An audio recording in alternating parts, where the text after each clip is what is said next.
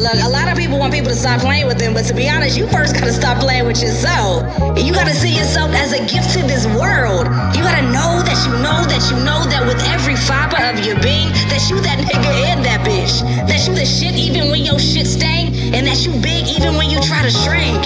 You gotta know you're monumental, colossal. You gotta know you got big energy. Hey, what I look like playing small as big as I am. They say I think I'm that nigga, that's cause I really am.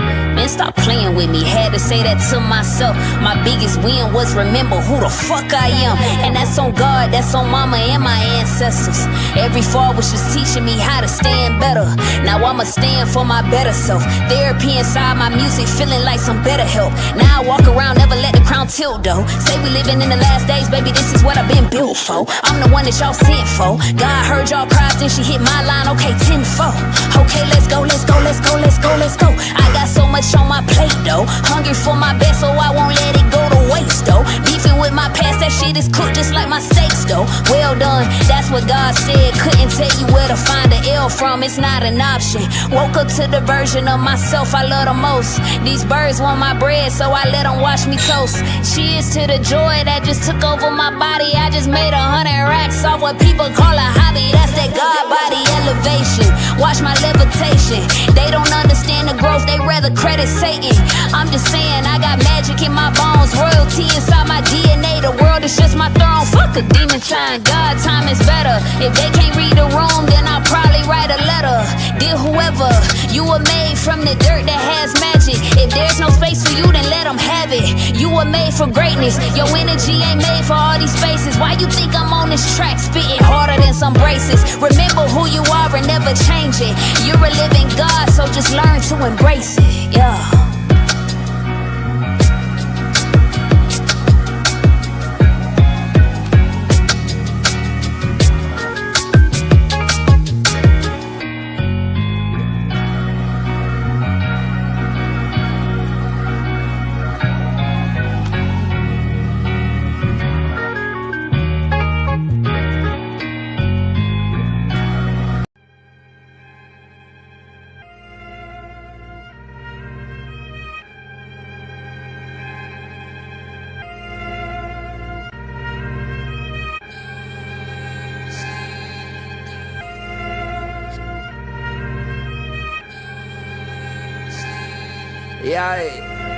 Yeah, I had to elevate my mental. I got up off my ass and pressed the gas on my potential.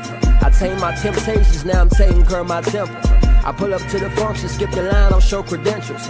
They know I'm presidential. Everything monumental when you recognize your moment. See, I built it on my own, so ain't no question if I own it. They used to laugh, call me alone, and now they asking for a loan. See, my ex and I wouldn't succeed. I plant my feet and now I grown. See, I used to be a stoner, now I'm high off life. I'm up high in plain sight, just hopped off a flight. Me and Hunt, old kid, now they gotta raise the price, cause I invested in myself and made it back overnight. Dog, we all fall short, don't give a fuck about your height. In America, do you wrong, so you better know your rights. See, they do it for attention, I just follow intuition. I'm on a mission, why they missing? I ain't difficult, I'm different. Nah, I can't settle. See, I bet it on myself, now everything getting better. Nah, I can't settle. They want me to come down, told them meet me on my level. Nah, I can't settle. See, I was low, now I'm on higher level. And they keep asking how I did it, dog, I'm special. If life's a marathon, I deserve a medal. Yeah, nah, I can't settle. See, I was low, now I'm on higher level. And they keep asking how I did it, dog, I'm special. If life's a marathon, want my gold medal. See, I used to try to force it, now I flow with it. They threw dirt up on my name, but now I grow with it. I used to wait up on my blessing, now I go get it. I'm done waiting, done debating. If God tests me, let him grade me. This that top shelf flow, yeah, I'm way out your reach. Used to choose between shoes, now I tell them give me each. But I don't brag about no fashion, cause I ain't one for the flash. Used to sag, now I'm a grown man. I keep my belt fast and had so much on my plate. But then I started fasting, then I started meditating, then I started levitating. This that self-knowledge, black man educated, could've been in that cell. Now every day a celebration. Now these days I practice elements and focus on development. And I ain't really emotional, I'm just emotionally intelligent. Shawty call me selfish cause I don't focus on my betterment. These days I'm I'm on a higher level. No, I can't settle. Whoa. Nah, I can't settle. See, I bet it on myself. Now everything getting better. Nah, I can't settle. They want me to come down. Told them meet me on my level. Nah, I can't settle. See, I was low, now I'm on higher level. And they keep asking how I did it, dog, I'm special. If life's a marathon, I deserve a medal.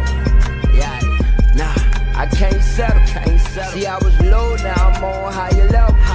And they keep asking how I did it, dog, I'm special. If life's a marathon, want my gold medal. Yeah.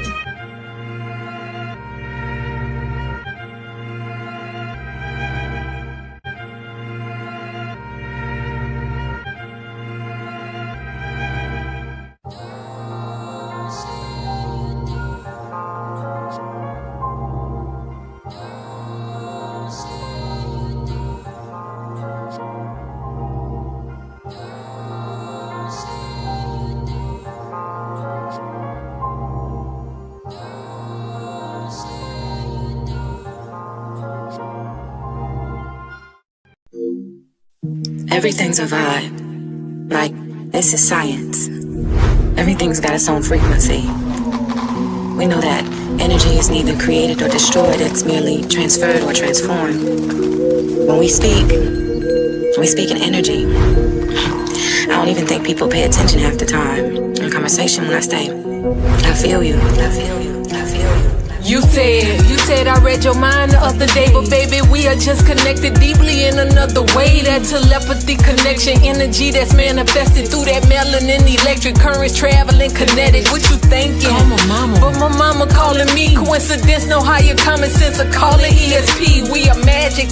While this world's unraveling, 5G cannot limit our abilities from traveling. See, I'm on another level, dirty digging. Homie, get the shovel. I'm a rebel in this motherfucker, dancing with these demons. Got them screaming. This world is planting fear inside us. Clearly, I'm just over all the brainwashing. Time to wash your brain of all the pain, of all the stress, all the lies you told yourself. Open your eyes and realize you're a diamond in the rock.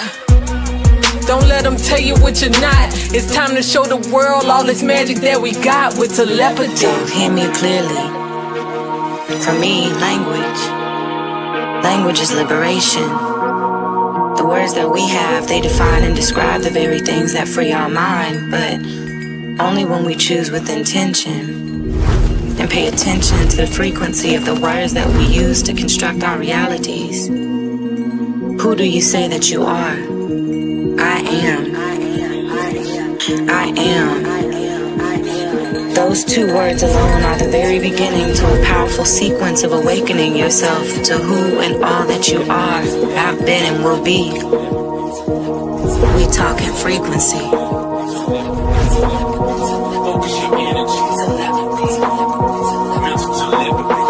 Clouded visions, poison minds, can't see clear enough. The world full of interference, so God ain't hearing us. My spouse miles away, can't even take a walk in public. Coronavirus got us locked away like lab subjects. Close your eyes and you can feel the pain, we all connected. Empath, so I sense when every soul's ejected. A mystic, magical, way beyond simplistic. 5G blocking my chi, keeping our signals twisted. Communicate with my mind, mental telepathy. Into a nature, so we speak on different frequencies. My third, I watch, the other two never truly see. The world is an illusion shrouded in secrecy. A king by birthright, a god at first sight. Divine shine bright, blind the wicked at first light. Open your heart chakra and let these words shock you. We tell them havoc, use your magic like a witch doctor.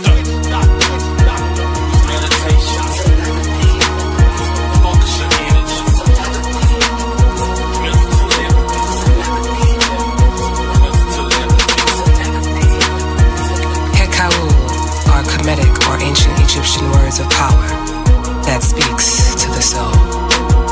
I command your soul to listen. Nukta chaz un mesura aritun ak em ta tema'u. Nukta chaz un mesura aritun ak em ta tema'u. Nukta chaz un mesura aritun ak em ta tema'u. The chaz un mesura aritun ak im ta tema'u.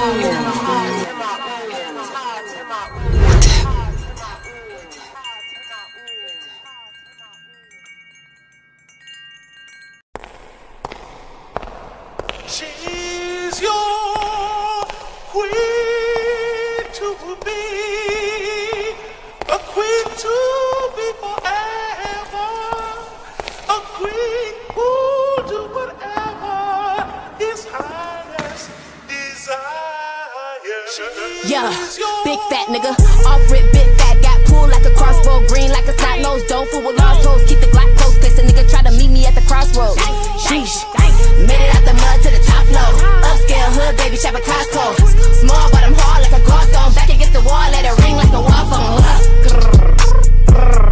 I let it purr in the cat fight, light skin but a nigga ain't half white, every beat I'm on is a crash site, 7 years old when my dad died, no cap, my experience was serious, get reary around the myriad of niggas that's amphibious, I had to learn to keep myself a small nigga period, savages, law averages, hard to grapple with, ravenous, ghetto fabulous, well established, catalyst with every daddies, that's who be the maddest when, you ain't doing bad as them, hey look, big fat slim chest that I rock with ya, ice cold with the stick like a popsicle, 5 kids, I'm fertile, if you ever touch a bro shells in your back, Ninja Turtle, cowabunga, don't ever succumb to a lame nigga selling you dreams, mirror, mirror on the wall, I'm the fierce of them all, but them a nigga out here realer than them. Mirror, mirror on the wall, I'm the fierce of them all, but them a nigga out here realer than the queen. Hell yeah.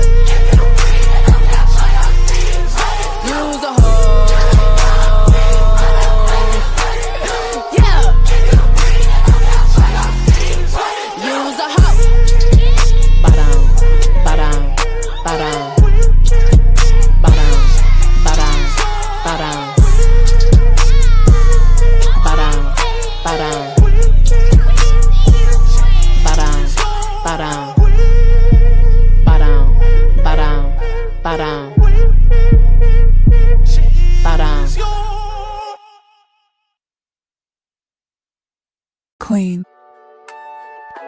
Music is frequency programming. Music is frequency. What frequency are you being fed? If I play with those frequencies, right, I can target certain parts of the mind, target the frequency to go to certain parts of the mind. Or if I want you to go into a meditative state, I can make my music do that.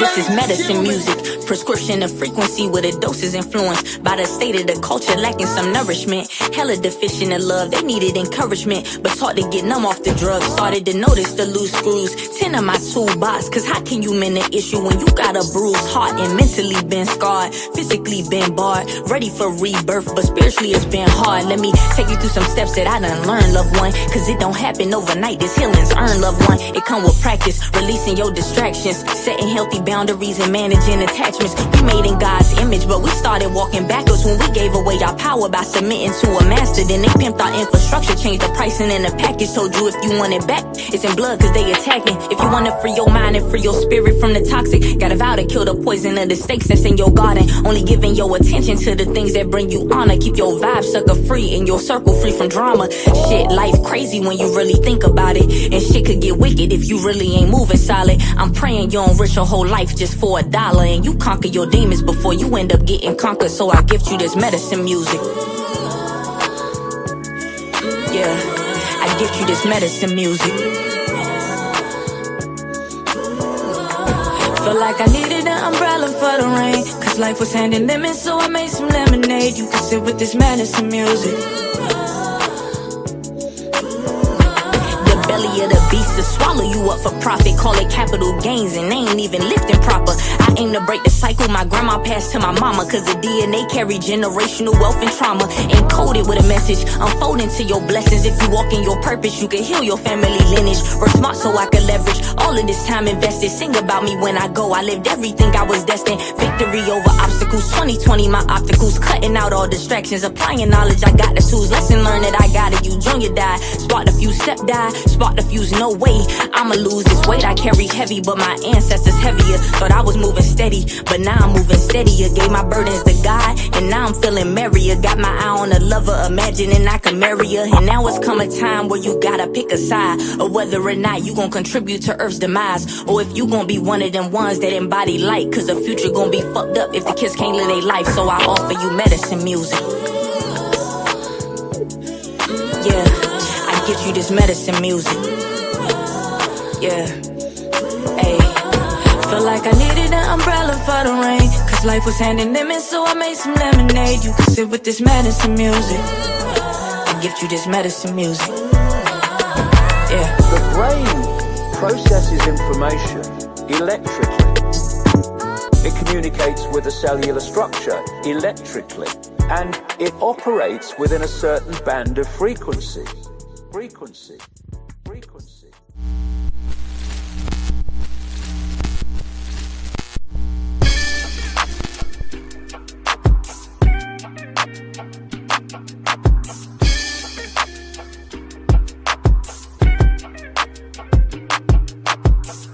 Learn to cloud surf while never leaving Earth. 10 toes firmly planted in the dirt for what it's worth. See my life flash before my eyes a couple times. So I'd be lying if I said I don't believe in the divine. For reasons we can't find, the truth will probably blow our minds. This energy in the universe send chills down your spine. Had a talk with a goddess about human design. Pull my code to how I need to get my chakras aligned. Gotta break some bad habits, it's addition by subtraction. Move away from bad actors, trying to leech off your action. It's the laws of attraction, gotta see it before it happens. Gotta believe it with a passion, then receive this beautiful madness. Find a pattern in the chaos, their assessment was way off. You build it from the ground up, you own it, so ain't no layoffs. Your energy is equity, cashing on your day off. Hope to reach a couple souls, it's all a part of the payoff.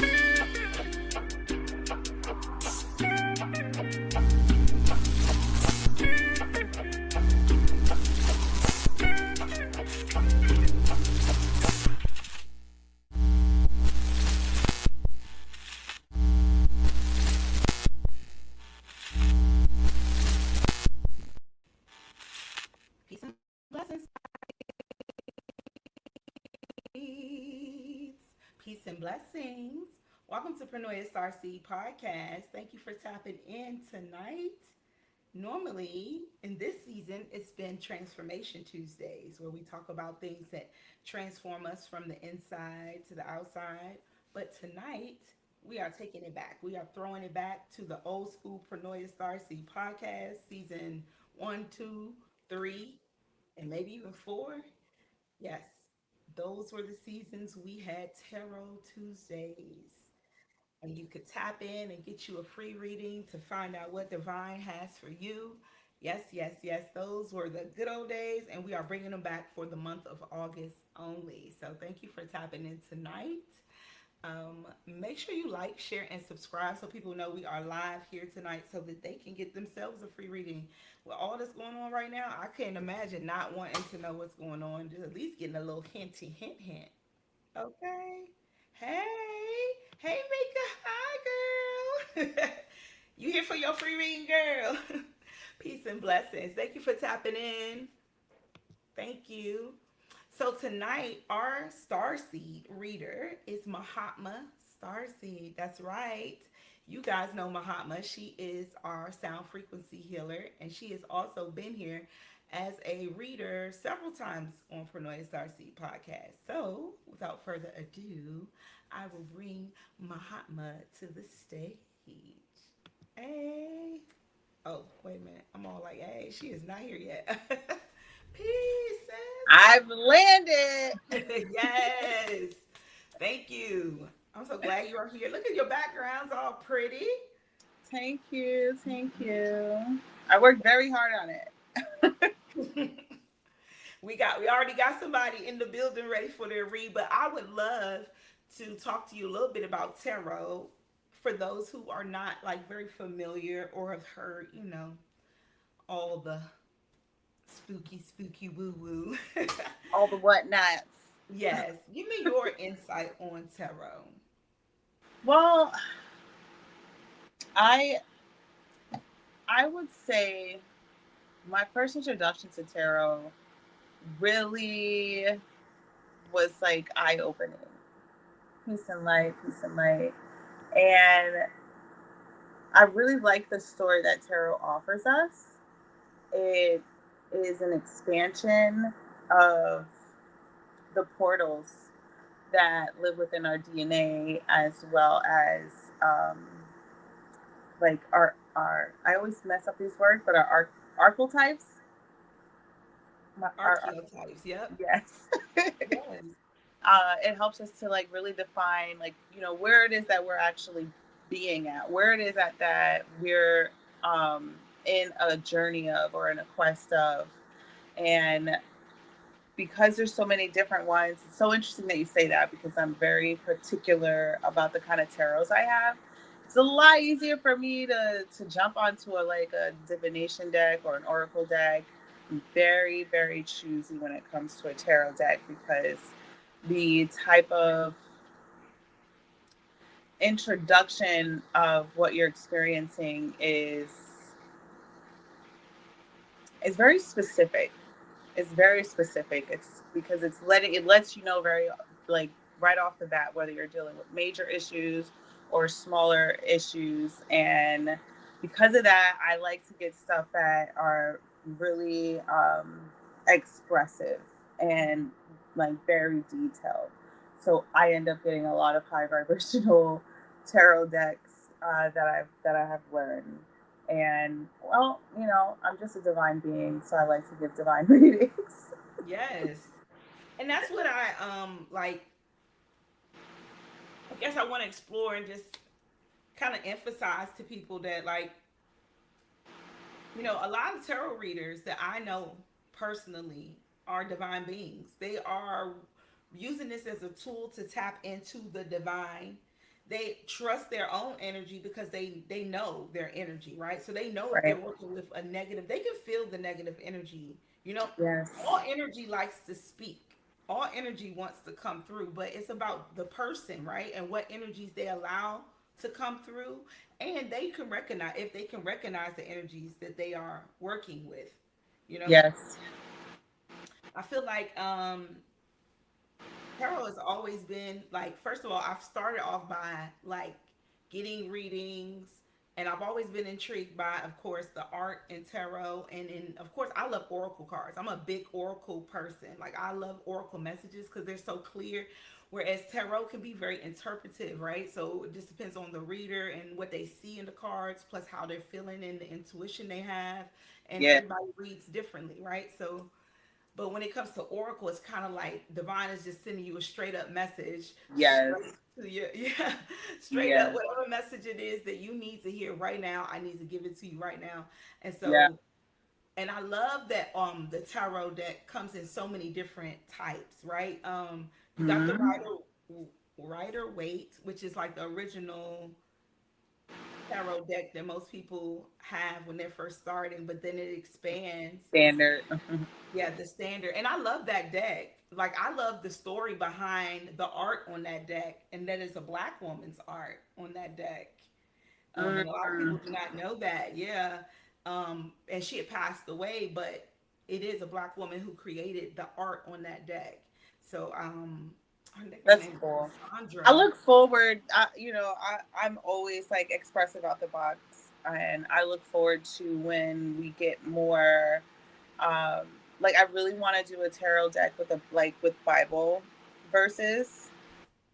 Hey, That's gonna I really blow folks' mind. They ain't gonna know what to think. They're gonna be like, wait a minute, hold up. Because they don't I believe that a lot of people are under the misunderstanding of what tarot yes, represents, you know? And so I yes, want you guys to know, like, if you come here and you know we're doing things to help you tap into yourself and you trust us, that you could trust that you're gonna get the messages that you need.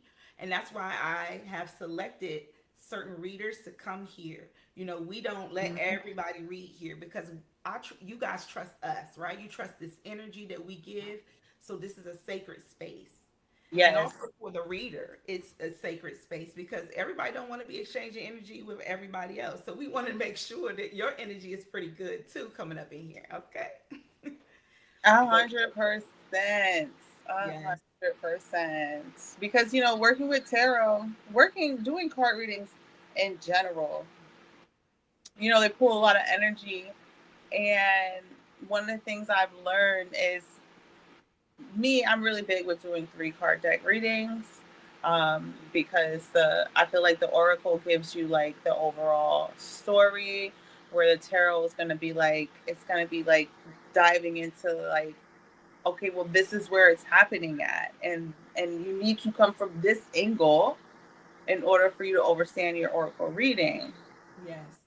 And then like to always give people like some type of like boost, like, okay, like what kind of affirmation can you like like work with in order for you to keep putting this in the forefront?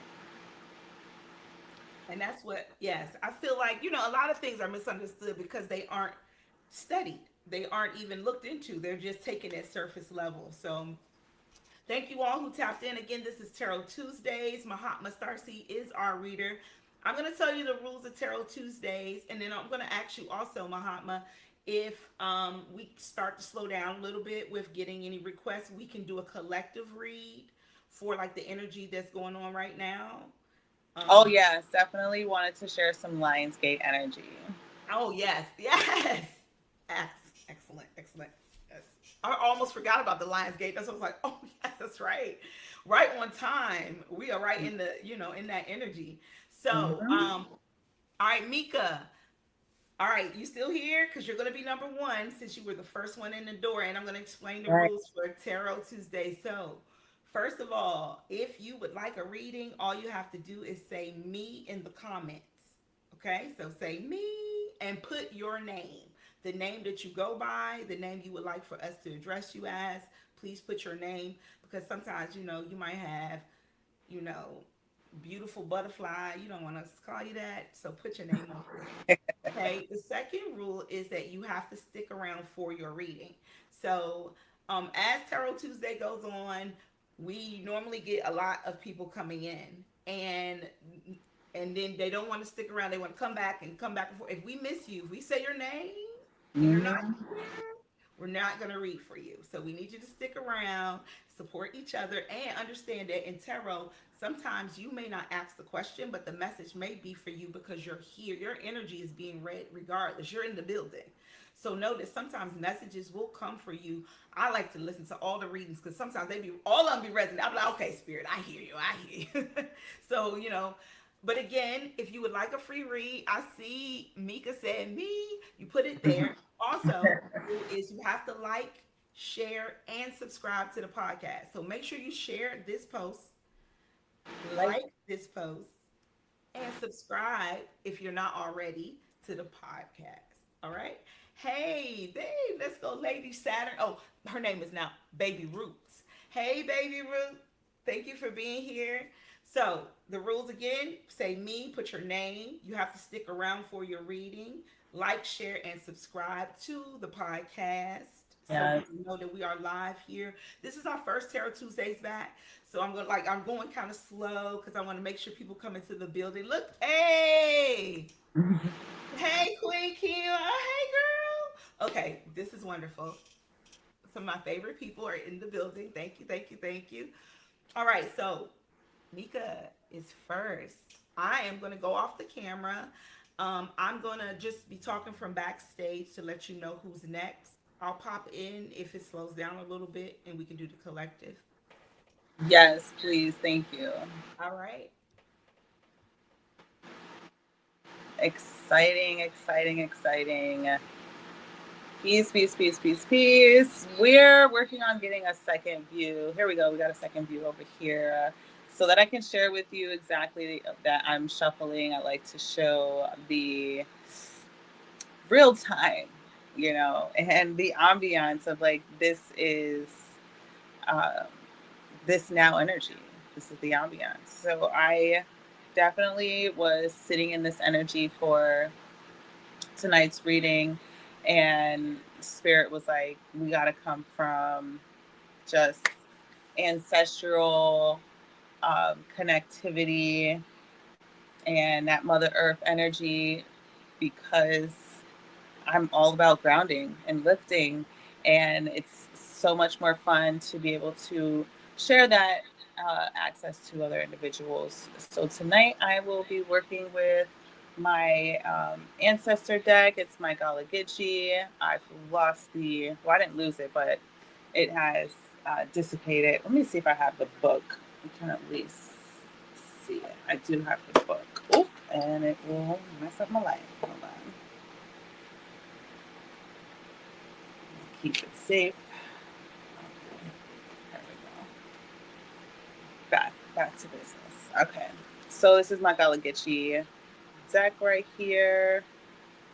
The ancestors definitely don't play. Every time I shuffle, this is the one of the cards that always come out. So I was like, this is going to be our standing representation. Reflection, creativity. We're here to expand creatively as well as embrace some compassion into our life. And I also got Mother Peace on the board. I might not pull from all of them. If you want me to pull from a particular one, I will pull from about 2 or 3. So if you prefer a certain deck that I am mentioning, please let me know, as well as my affirmation deck, which is a Buddha Wisdom. So I got that in the background for y'all so that you guys can have that energy flow. And so, yes, Mika, our friend Mika, thank you for allowing me to share this space with you, for allowing me to read your energy and to allow the ancestors to also be in this moment and help us be more expanded. Before I continue with shuffling the cards, this is a great time for you to let me know what intention is coming forward for you right now to help unfold the message to come forward for you. As we take that moment to let you type, I am going to definitely pick up my Mother Peace deck, which is our tarot deck of the night. You're most welcome. So I'm just going to sit here and just shuffle the cards. This is an interesting way to shuffle. So I usually shuffle the other way. But we want to make sure that you're not getting splashed with too much energy. And so we're going to just shuffle this really quick with Mika's energy. See what Mother Peace is, what kind of peace is that Earth is attempting to share with you, or that has been what has been unfolding for you to reach peace, to connect with peace. I'm just looking for peace, love, and happiness. Okay, let's see what peace, love, and happiness have been showing you. So this will be our peace right here. And I'm just gonna open this up. This is the shuffle. And I am, got these ones falling out. Let's see. So we've got, I'm gonna help you to participate in this. I've got 1, 2, 3, 4, 5, 6, 7 divine cards out here. Which number would you like to pick? 1 through 7. Let me know. And I will put that down to the side while you're deciding. And going to pull from 7. Okay, you are ready, Mika. You are ready. So we're going to put these to the side. I'll let you know. I'm going to let you know what is on the bottom card as I flip it. This is the other energy. I think this is the world. Yes, it is. It is the world card. Take a moment. So it seems like I'm trying to reflect it to where the light is like ambient for you. So I will say it seems like this is like an expansion of your world. And because it's like a taking in, because it has this circle, it has you inside. And right now the universe is like attempting to hug you with love, peace, and happiness. This might feel like a lot. This might feel like a very large pill to swallow. And so we're going to step into that next card to see what is this pill they are trying to get you to swallow. So we're going to keep that over there on the side for your reading. Now I'm going to tell you this. I am only pulling one card here because this deck is immense symbolism. I don't know how much you can zoom into this picture right here or use your eyes zoomed in when I was showing it to you, but this is a circle of naked people just so that you know. And the woman is actually clothed. This is actually a deck that doesn't have a lot of clothing, but you're surrounded by nakedness. So that means that like the world is revealing a lot to you right now, and I think I'm feeling that it wants you to feel comfortable with picking any one of them. I want you to feel comfortable with picking any one of them because no matter where you go, you're going to be safe, grounded, and protected as long as you allow it to be so. So I'm going to flip this beautiful card that you picked, number 7 card, and we're going to see. Look at this, a lot more circles for you. It's a lot more circles, like a plenty. You got a lot of options, of opportunities, and some of them are like floating all around you. Some others are just like down right in front of your eyesight. And this, like, for me, just like reading off of that much energy, you must have a lot going on. You must have so many different people that are trying to prove to you that, oh, I can bring you peace, I can bring you love, I can bring you happiness. And there's some of these people in there might be really genuine, while others might not be so genuine for you. And this is the way that the universe is asking you to find your peace, to find your resonance, to figure out which connectivity is going to be like the best for you. Let me see if I can bring this a little bit more closer so you can like keep looking at that while I'm sharing these sounds, and I can be more like um, hands-on with this picture. But now that I've moved things, it becomes a little bit more of a challenge to reset it up. Give me a second. All right, there we go. Almost. Hold on, let me put this here. Because I moved my creativity, and we want to make sure it stays. Okay, we got that staying. You can see our guy right there. And as you can see, I'm going to drop this. So this is the 9. I was first sharing a lot of the creativity about this. But I'm going to talk a little bit more about which cards came out for you, right? Because this is a tarot deck, this is a tarot reading, and so I want to make sure that you're understanding what is popping up for you. So the first card that is behind this card is, I just put it a little bit closer. Let me know if you want me to put it closer. I can definitely do that. I'm going to have to move my shells because I want you to be able to see it without it falling over. That might be a little bit of a challenge. Okay. All right. I think. Now I will tell you, I'm gonna zoom it in a little bit more for you because there's just a lot going on here. But I want to allow you to just take in that ambiance, and then I'll bring it in a little bit more. So I will say that the first card that came out for you was the World card, and that's a major arcana. So what that means is that you're dealing with a very major belief system. I think that could be more relatable and like bite-sizable. Even though it seems like it's a lot, it's your whole world. It's not something that you're working with internally yet. And being that it's the 9 of disc, that is allowing you to see your coins, right?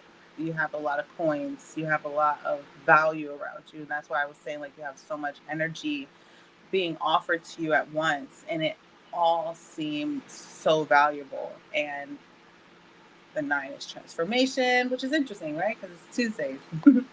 It's where we usually set in this portal for transformation, so it's very in alignment. And so you are looking to transform, and it's going to be up to you to really pick it. I don't think universe is trying to make it super easy for you. I think you're at a place right now when you're starting to create your selection. You don't have so much of a of an inventory yet of what is good, what is bad, what is plus, what is minus. And so I'm just going to bring this card a little bit more in for you to see. Again, there is a lot of symbology that's happening here, so I'm going to give you parts of this card. So as you can see, what's in the sky, you got some greens, you got some crosses, you got some triangles, you got some spirals in there, some fossil energy. Like this is like right here, this is like that fossil energy. And this is a good sign of a cross, finding that middle ground. And it's really asking you, like, which one do you want to explore?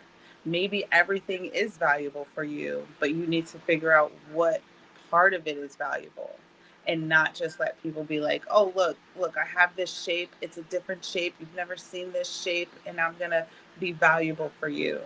And even though people would like to tell you what they can offer you, it's only up to you to decide what is best for you to receive this kind of energy.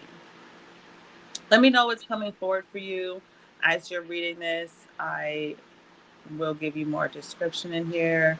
I do see that it's another clothed person. Now I have to say, this is not a deck. This is not a deck where there's a lot of clothed people. So you want to look into that. Is this a wig? No, this is a head wrap. This is a head wrap. So like everything is covered. I'm doing my best to like give you all of this expression because there's a lot happening here. But if you see, there's that red is more creativity, and there's a board that you're placing some items on there. Yeah. And I think that's the part of like, you're trying to pick what side of the circle that you want to dive into, because the way that we move, the way that we grow, right? Here's my example. I always like to tell people, you're either trying to move horizontally or vertically. Okay. So horizontally means that you're looking to expand, right? You want to see how far you can stretch yourself on the same plane that you've been existing in. Vertically means that you want to move planes, but stay still centered in what it is that you've known to see to be true and so that you've collected. It might change, it might move, because that center is going to lift and it's going to rise. So if your center is right here, I'm trying to be like symmetrical for you. So if your center is right here and you're going to move up, right, this is going to help you to see how much vertical space you have to move, because if you get here and it doesn't still get to be across, that lets you know that you still have room to move vertically, because we are infinite beings, so we have the opportunity to have infinite expression. So when we feel like we're getting to the end of that, this is where we have to fill in the blank. This is almost like darkness. There's no creativity. Nothing has been built here. So you want to ask yourself, am I building something, or am I just moving levels at that point? So I'm going to look at this a little bit more sternly in my eyes, because there's just so much going on here. So we got some music, we got snakes. You're in the desert because there's a cactus here. And you got the moon here. And it looks like it's a crescent moon. Let's see, because I have the moon phases right in front of me. It is actually a moon that's coming out of new, which is coming out of darkness. Right, I'm going to show it to you right here, a little bit close up. So if you look all the way in the back, you'll see that moon. You might not be able to notice that it's cresting because it's showing you the whole moon, but the whole thing is not actually illuminated. But again, there's only so much a video can really show you versus being like in person. So this is the 9 of discs. Your value is about to transform. Please know whether you're trying to transform horizontally or vertically. And for those of you that know business stuff, you might know what I am talking about in that retrospect. So I'm going to show you this world card a little bit more closer. And as I get in more, you will see all of the naked people that you are dancing around. So this part of the visual, you are standing up. Well, actually, you're hanging on this garland, to be honest. So you're like, you have something to feel secure, to be up. So that means you have space. You have space to elevate your brain. And you also have, a lot of energy, like moving around you in the physical, right? So we want to get to a place to where both of these bodies are able to move collectively, because you have this yellow solar plexus energy right here. So your solar plexus energy is attempting to ignite your creative energy, which is something that you want to reflect into your everyday world. Throw that back up there. A lot of symbols. Let me know if you have any question about the grounding part or the elevating part, and which one is coming more forward for you. Take a moment and chime my bell. Well, actually, my wind chimes.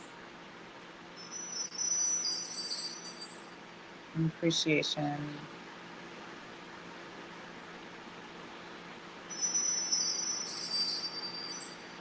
And acceptance.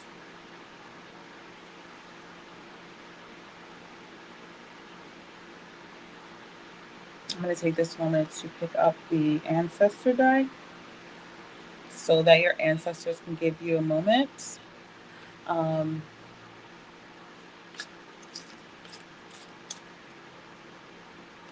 wait, let me flip it the other side so I'm not throwing all this energy. I feel like I lean towards elevate. Okay. So, elevate. I feel that our ancestors are the best people to talk about when it comes to elevating. Now, I will not say they're the best conversationalists, right? Because our ancestors have been through a lot. And a lot of times we have to be very intentional and say, may my ancestor with the highest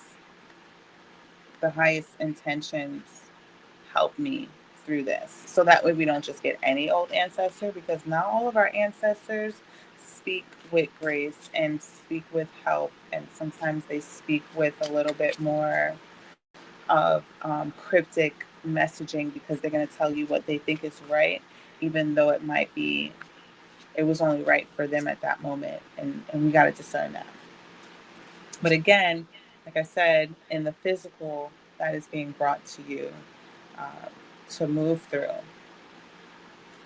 So be mindful when you listen to these ancestors. Okay. All right. We got some energy that wants to flip out. Ancestors definitely really, really like to give us a lot of energy. And I really like to help settle the energy from the ancestors. So we got some cards here. Again, I'm going to let you pick the number 1, 2, 3, 4, 5, 6, 7, 8, 9, 10.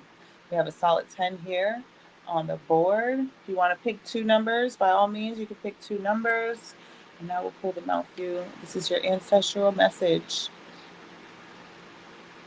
from the intentions of finding peace, love, and happiness within and all around you. 7, always 7. All right, we got you. 1, 2, 3, 4, 5, 6, 7. 7. I'll tell you this right now. 7 was a big message for me with the ancestors. So shout out to the ancestors, because they were here right now, because they sent me a 7 individual. Okay, you want the number 2? Okay, we got number 2 right here. 2, 7. That is a 9 for transformation. Okay, let me show you the under card. This is the undercarriage. Right? Visualization of heritage. We're here to re-envision what heritage looks like for us.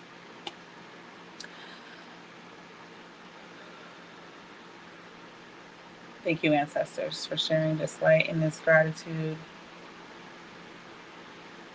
I take all kindness. So we're going to show you the first card, which is the 7 card.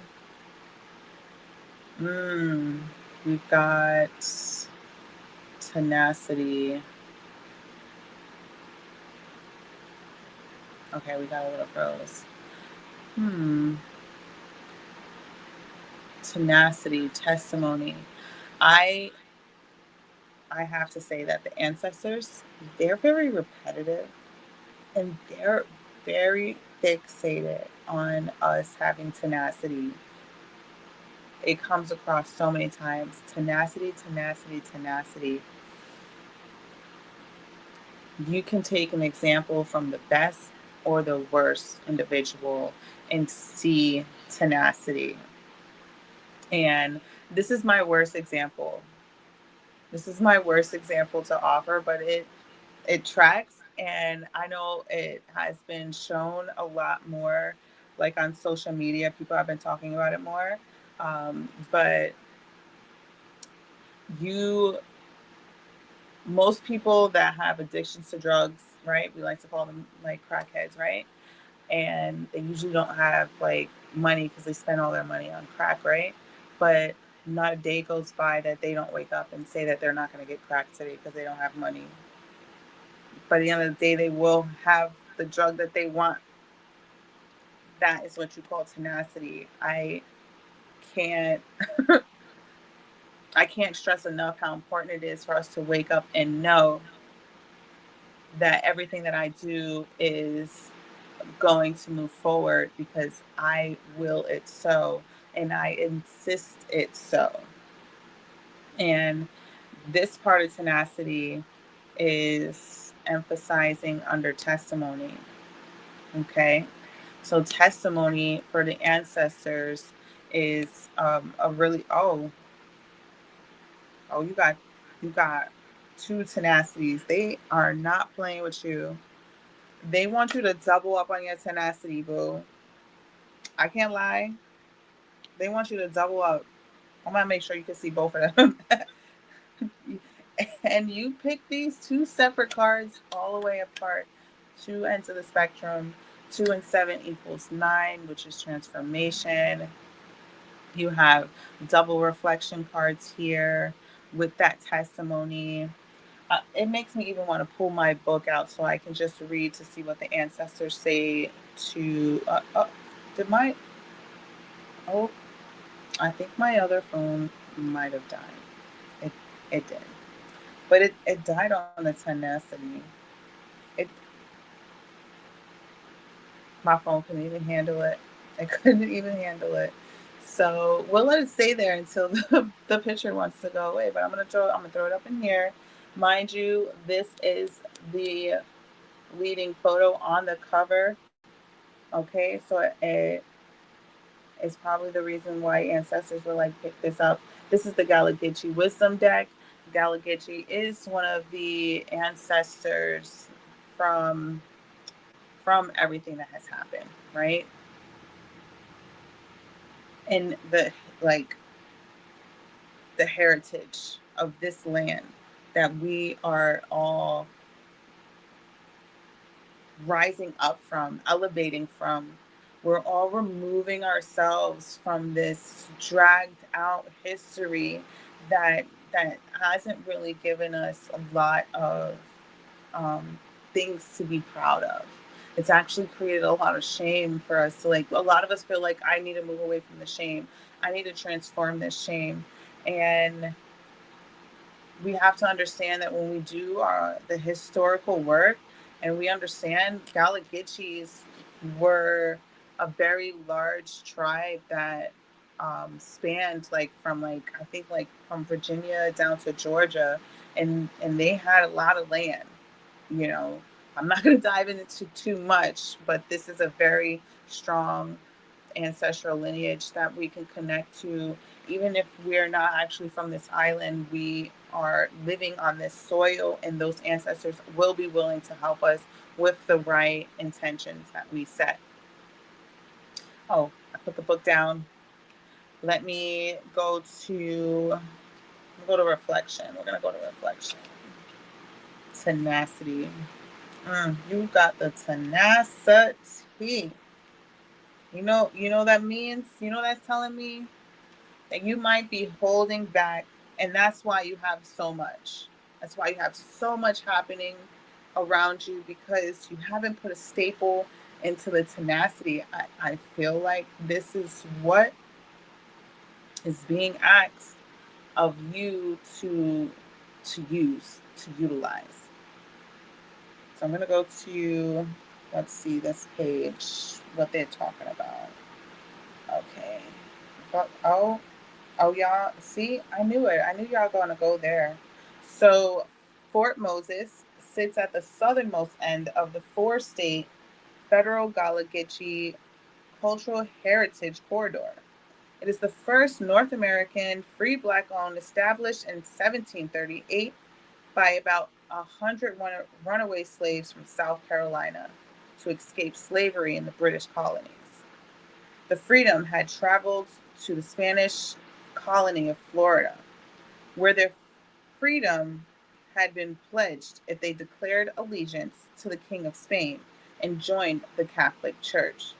Their journey, more than a century before the Emancipation Proclamation, followed the original Underground Railroad, which headed south.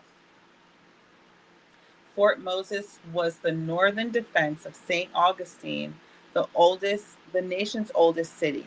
The freedmen used the skills learned in their African homelands as carpenters, ironsmiths, and stone cutters to build a walled fort for the protection of St. Augustine, and built thatchet, which is roofed shelters for themselves. Equipped it with tenacity, the newly freed men formed more than 20 households and created a maroon frontier community which drew on a range of African backgrounds blended with Spanish, Native American, and English cultural traditions. The question is, what destination are you inspired to escape today?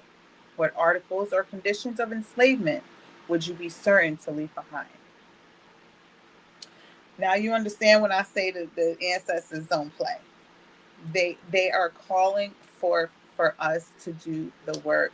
They want us to do the work from that elevation. Where am I trying to elevate from? I am looking to elevate from that. What am I allowing myself to remove from? What am I willing to make alliance with in order for me to start feeling my freedom? This is going to take major tenacity. Major tenacity. And so I just want to say, because a lot of times this feels so heavy because it's not a burden for you to do by yourself. Know that for sure. It took a community of people to build this area up, to build this level of protection.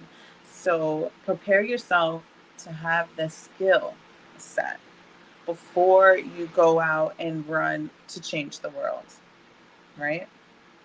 Prepare yourself with a skill set and become adept to that.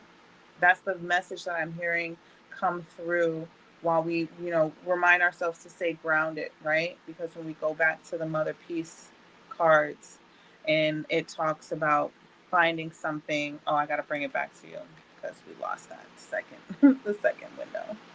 So remember, on Earth, in this physical plane, you have a set of pentacles, a set of discs swirling around you that you can pick from.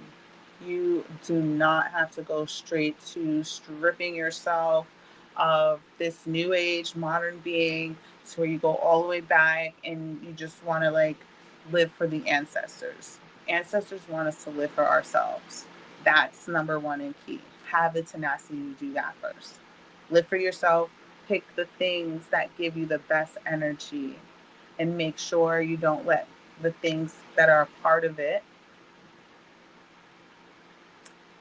obscure your mind of how you are working. You're elevating. You're not expanding right now. You're elevating. It's key. There's a difference. I'm going vertical. I'm not looking to widen up and go horizontal. This is my tarot reading for you. Let me know how you're feeling. I am going to bring you some Buddha wisdom, some divine energy, tenacity. And I'm going to shuffle my deck, my little affirmation wisdom. It's all about the wisdom. We're here to enforce the wisdom that lies dormant in our DNA. So this time I'm going to pick for you the wisdom that you will leave with. Okay. This is on par. I can't make this up anymore than the universe can. Okay, here we go. Do not let pleasure distract you, for in craving pleasure comes sorrow. So craving is one of the three modes of reality. Those are one of the things that allow Maya to veil us and to keep us from staying the path forward. And so we have to be mindful of, if we're craving, what are we craving? Why are we craving it? And how can I release myself from feeling like I don't have it? How can I offer myself a space to where I know I always have it? And I don't need to get distracted. I don't need to look for it because it's showing up as I'm showing up. Don't let pleasure distract you. That's my energetic reading. Thank you for letting me share, Micah. Yay. I gotta put the sound effects on here. I gotta get it together. I wanted to share with you, Micah. I pulled a card while you were doing your reading for her. So this comes from the Divine Abundance. I'm gonna just read it from back here, and then I'll come. Well, you know what? Let me just come up and show you so you can see the card as well. Okay, let's see. Boop. Okay. Oh. All right. So you got the Limitless card. And there's that circle again with all those options again. Isn't that beautiful? Divine wanted to confirm. I told you I love Oracle because Divine was like, here's the confirmation of everything Mahatma just said. Limitless. And I'm going to read what's on the card. It says, see yourself open to receive in the most miraculous ways. The divine can use anything and anyone. Limitless. So again, all those options that were around you, look at those hands.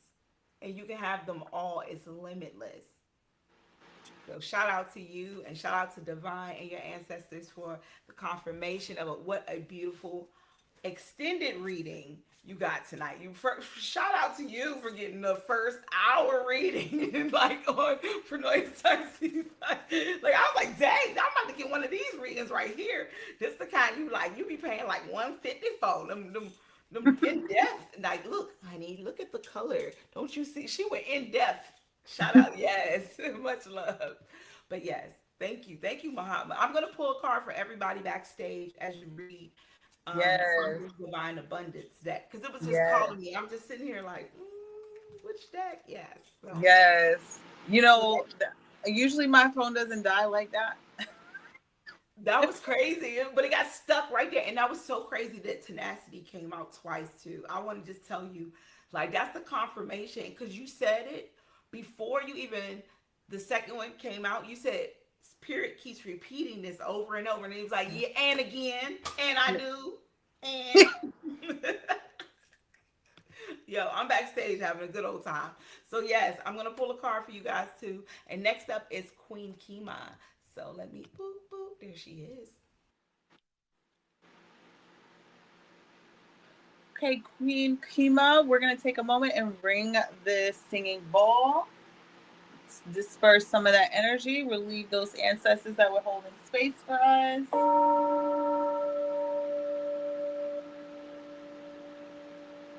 It's like that part in the movie Ghost when Whoopi's like, all right, give us some space. It's not your turn right now.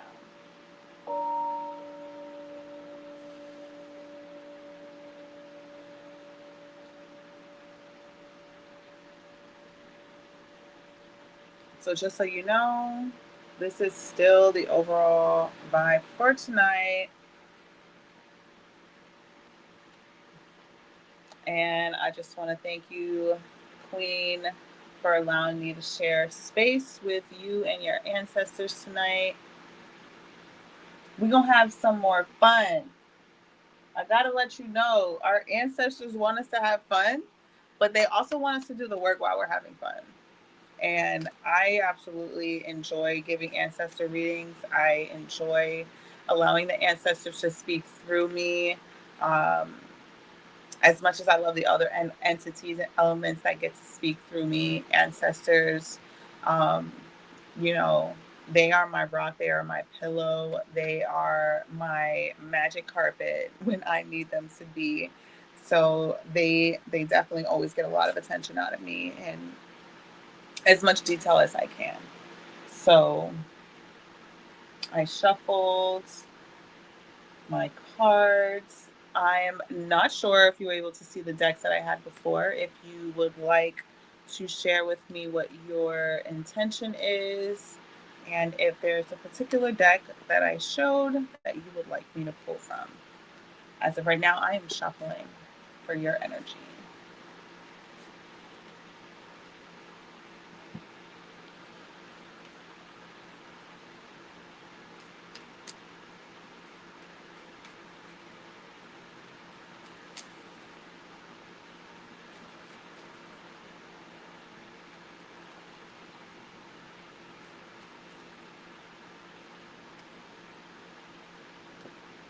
I'm feeling a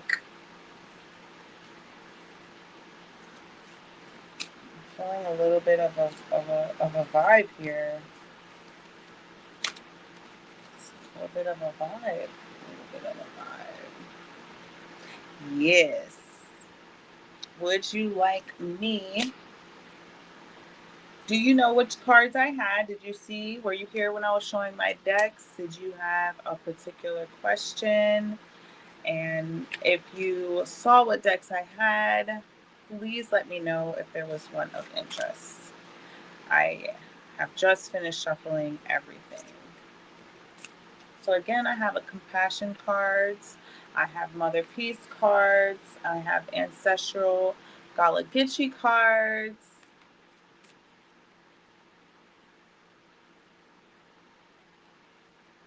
And again, the reflection for tonight is creativity.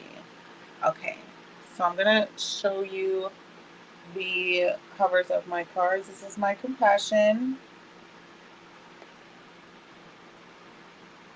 my Mother Peace,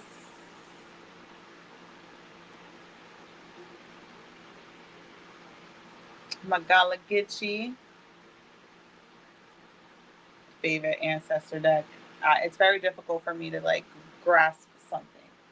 And then my Buddha wisdom, which I'm gonna end with Buddha anyways because divine masculine energy we need to stand with, right? We've got the mother energy, we've got the masculine energy, we've got the compassion energy. Did you know that Jesus came, or whatever word that Jesus is related to for all individuals, came here to share compassion?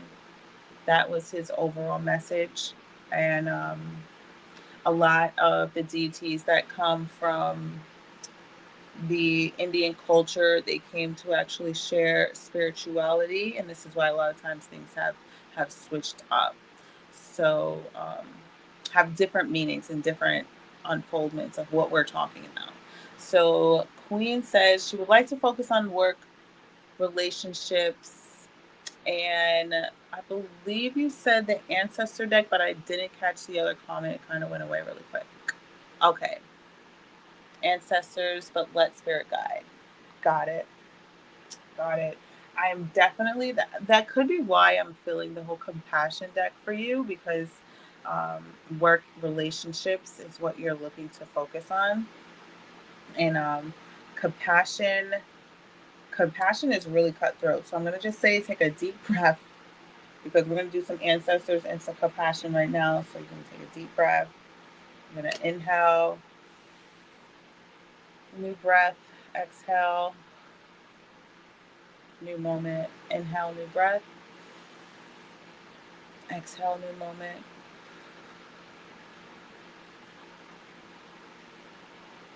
Ancestors in the building. But you know what? They said they want to talk. They said, pick me up last. Okay, we're going to do what we do. We're going to pick you up last. First, we're going to pick up this compassion deck. Okay? So, compassion. Many people think that compassion is like this, like super airy-fairy, love is light. You're going to be super nice to people. That is not compassion. That is not compassion at all. Not one bit. Okay? Compassion is very, I would say compassion is a very masculine. It's very like direct to the point. I said what I said. I'm not gonna go back and say what I said. So, Queen, if you can tell me a number, I'm gonna tell you to pick two numbers, and you can pick any number up to 50. Two numbers up to 50. Two numbers up to 50, and I'm just gonna keep shuffling. I'm going to shuffle this a little bit more. And if you want me to just pull this number out, I can do that for you too. I can break it down. 48 and 8. Okay. We're going to get there for you. Doo-doo-doo-doo-doo.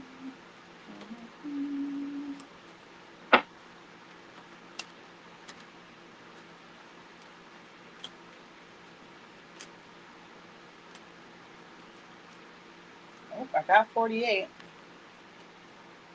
That came up pretty quick. And I'm just going to look for 8 really quick. And divine time. This is a good time to take some breaths. Take some breaths, please. Take some breaths. As we definitely need to breathe in this compassion. And I am not joking when I say we are breathing in this compassion, because it takes a lot to hold this and keep this. Watch this 8 be all the way at the bottom. I'm going to start going from the bottom. 7, 6, 7.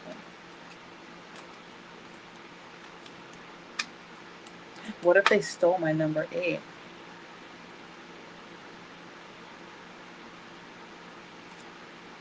Wait, what? I feel those are my numbers. Those are not my numbers? Which one?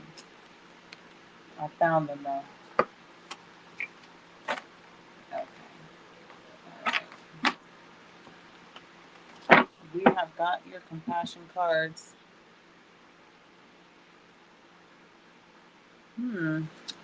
I can get another number for you. I'm going to share with you the first number of the card that fell up on the top, okay? So I'm going to let you know you did pick 2 8s, okay? And it's okay. This is interesting that you picked this number 8, because it comes out a lot for everybody. Everybody. So this is a running theme in our spirituality of awakening. See the number 8 and 3 objects, 3 poisons, and 3 seeds of virtue. Let's just take that in. First 3 objects: friends, enemies, neutrals. Friends, enemies, neutrals. We need to know. 3 poisons: craving, aversion, indifference. When you feel craving, You own it fully and wish that all beings can be free of it. I'm going to say it again because we need to breathe this in, right? We're breathing this in. We want to take this and be a staple, right? We want to strengthen the focus that we have on work, the focus that we have in our relationships.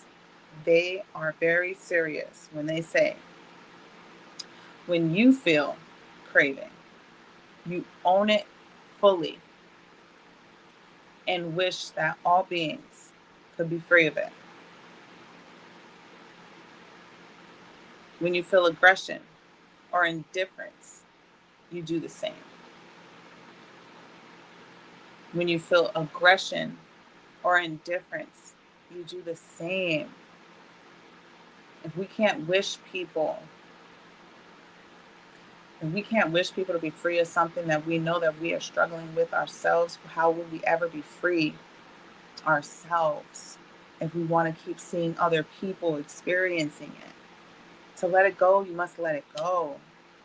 And you must, that's where the saying of let go and let God. It's not yours to keep, and we can only wish for other people to let it go. In this way, what usually causes suffering, what poisons us and others, becomes a seed of compassion and loving kindness, a seed of virtue. In this way, what usually causes suffering, what poisons us and others, becomes a seed of compassion and loving kindness and a seed of virtue, right? So when you can wish people to be free of cravings that are not helpful, that are poisoning, we get to seed compassion into our life. We get to seed loving kindness in our life. We get to seed virtue in our life. And no one can stop that from happening in your existence except for you. No one can stop that from happening in your existence except for you. There's 3 objects: friends, enemies, and neutral. Regardless of what position someone is standing in, we must remember compassion first. Whatever I'm struggling with, I hope that when I release it, that others can find ways to release it too. It is not my job to make it so. It is my job to believe in it for real. For real, for real. Okay? Believing is seeing. You see how this compassion is no joke. Like, you need some tenacity for that. You need some tenacity. Like, it takes so much work to be in love than it does to be in hate. It's so easy to be in hate. It's so easy to be like, man, forget that person, or forget that job, or forget that assignment. It's so easy to say that. But I bet you, when you try to go the other way, it's gut-wrenching. It hurts. It's tiring. But if you don't get tired, then are you really working? So take a moment. I'll pause on that. Let me know how you're feeling about that, Queen.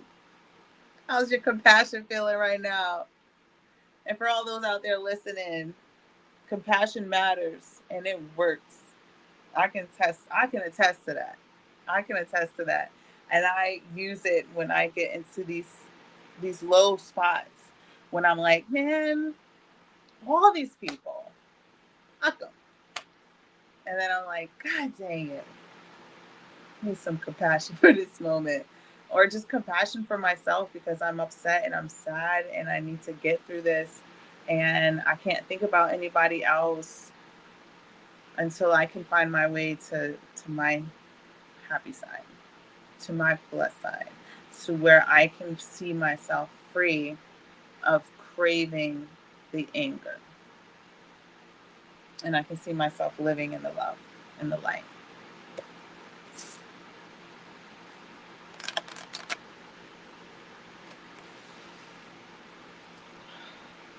I'll ring the bell. Give that some space.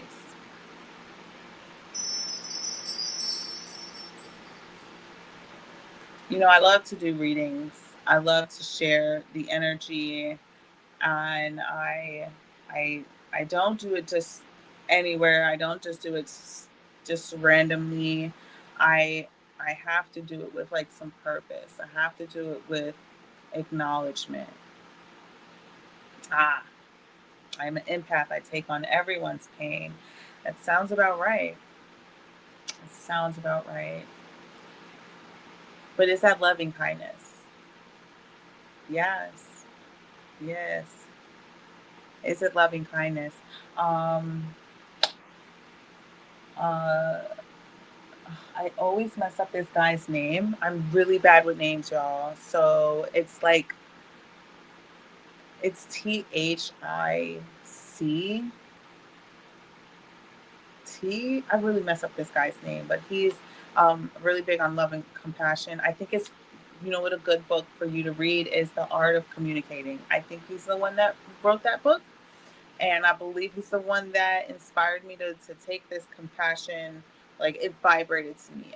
I once I did this art of communicating, I listened to the audio. I did not read the book, but I listened to the audio. It's free on YouTube. Check it out. Art of Communicating.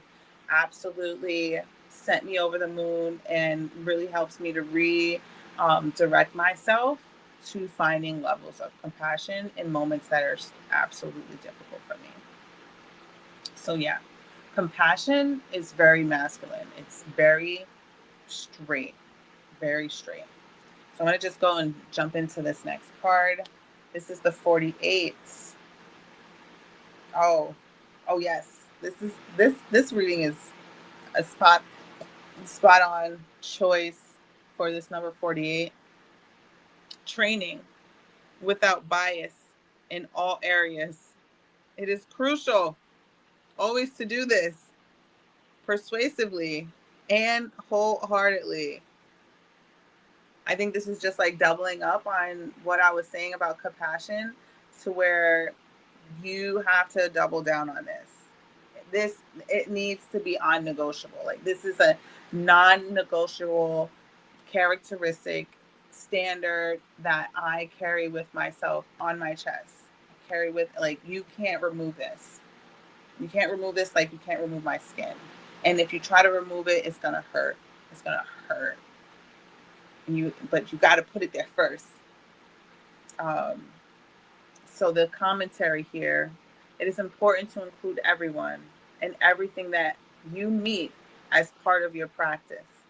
They become the means by which you cultivate compassion and wisdom. I'm gonna say it again. It is important to include everyone and everything that you meet as part of your practice. They become the means by which you cultivate compassion and wisdom. I feel like Spirit's saying to you right now that you have this. Like, you have this. Like, you have an innate sense of how you want to carry yourself. You might be like very calm. You might meditate a lot. You have tools to get you through this. And they want you to turn up the volume. They're saying, yeah, you're ready to turn up this volume. You have cleared up a lot of space, a lot of hurt for yourself. And that's why it's easier for you to feel so much of other people's hurt. And it's also easy for you to not actually see the hurt of an empath and what an empath has had to go through and how we've had to be withdrawn and not expose our own pain. And for us, our pain is not being able to be compassionate enough, not being able to be actually authentically, genuinely available for people. So you're there, sister. You're there, sister.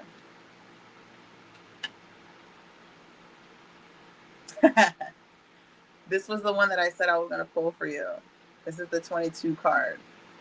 You're going to probably laugh when you read this one. If you can practice even when distracted, you are well trained. If you can practice even when distracted, you are well trained. Well trained. The commentary is, if you are a good horseback rider, your mind can wander, but you don't fall off your horse. In the same way, whatever circumstances you encounter, if you are well trained in meditation, you don't get swept away by emotions. Instead, they perk you up and your awareness increases. I said what I said. Thank you, Spirit, for confirming the vibe that I was feeling. I get so excited when I'm like, yes, on par. I already said it, so I need to do it again. I don't even think you need this Buddha wisdom. What I think you need is what you got. And that was compassion. I feel like that's the staple that in your pages. This is going to be the staple for your pages. You've gotten a lot of pages. You've written a lot of stuff. You've gotten a lot of standards. And what's going to staple that all together is your compassion. Okay. It might be a thick staple. It might be one of those, those big staples that you got to get the extra special staple to staple this together. And because you need it to stay. You can't use a regular staple for this. Like everyone else has been copying and pasting and using thin paper so that they can seem like they're actually doing something. But you have been using thin paper, and you're going to need to have a good staple. I said what I said. Thank you, Queen, for sharing your vibes and your connection. Let me know how you're feeling. I'm thankful. I'm going to ring the bell for this. I'm going to ring a different bell for this.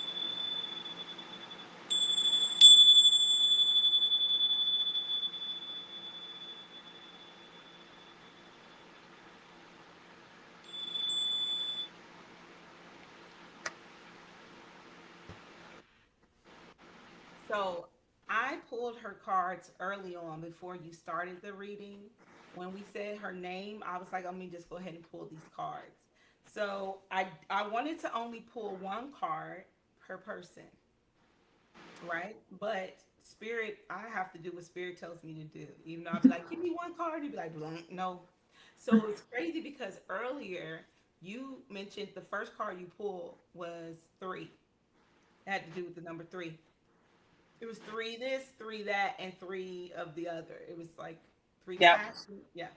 So her cards fell into 2 groups. And I pulled them all out. And I'm like, you want me to read all of these cards? And it was like, put them together. They go together. And it's 3. It's 3 sets. So it's 6 cards, but it's 3 sets. And that's how and this is before the reading. I wish y'all could have seen me backstage so you know that I'm pulling these cards based on like the energy I'm feeling when I know who's coming on stage. I didn't even pull them during her reading. Spirit already knew what the reading was going to be about. Because that word compassion, when you said it, I looked right at it. And so I was like, wow. So Queen Kima, for you, I have 2 sets, 2 cards for this first set. And the first card that came out again, and I shuffled good, was Limitless. So to say, yes, Limitless. But with that card came out Divine Abundance. I told you that meditation. I told you. It says you were born to align with love's will, follow the tarot, and serve something beyond the ego. Learn to be abundance, not chase it. So you have limitless abundance, meaning to stay in that energy, like you were saying about meditation, to sit in the energy because it's like you attract the abundance. It is coming. It is you. You are the abundance. And it's limitless. Again, these cards were meant to go on top of each other. I'm not lying. That's what I was like told. Like I was like, am I supposed to read these individually? It was like, no, they go together just how they came. And I laid them exactly how they came. So the second set you got was Reframe was the first one. So it says reframe. Also, you see the hand giving the gift. Yet again, an open hand, open palm. Something is coming. But you need to reframe. This is happening for me, not to me. So whatever is coming, whatever it may be, is a present. It may not show up as a present in the beginning. It may not feel like a present. But whatever it is, the long haul, it is for you, not happening to you, but it is happening for you. And with that came inner child. So I saw reframe your inner child. That's how it came up, just like this. And you see and you mentioned being an empath, and to me that is like that was me as an empath as a child. A lot of the times just feeling alone again, you mentioned that compassion word, that's where it showed up here. And so the compassion, I remember you saying that you're the one, you normally give out a lot of compassion, which us empaths do. And a lot of times we don't receive that back, because what I've realized in this world is that there are more of them than it is us. So there's more people who need our compassion than there is people to give it back to us, but we give it anyway, because that's who we are. And so in here it says, allow me to give compassion and love to the little one. Let me attend to its deepest needs and feelings. So when you said that about needing it, and then her telling us, it was Spirit really wrapping up the reading by saying that the compassion that I know that we empaths always really truly desire from a partner, from our family, from anyone, is truly the compassion that we have to give to ourselves and heal that inner child who do not necessarily always feel that compassion, right? Yes. We have to be the big sister, the mother for ourselves at sometimes. And so that's what I saw when it says reframe our inner child. So to look at it just a different way, maybe that experience. And then you got two more cards.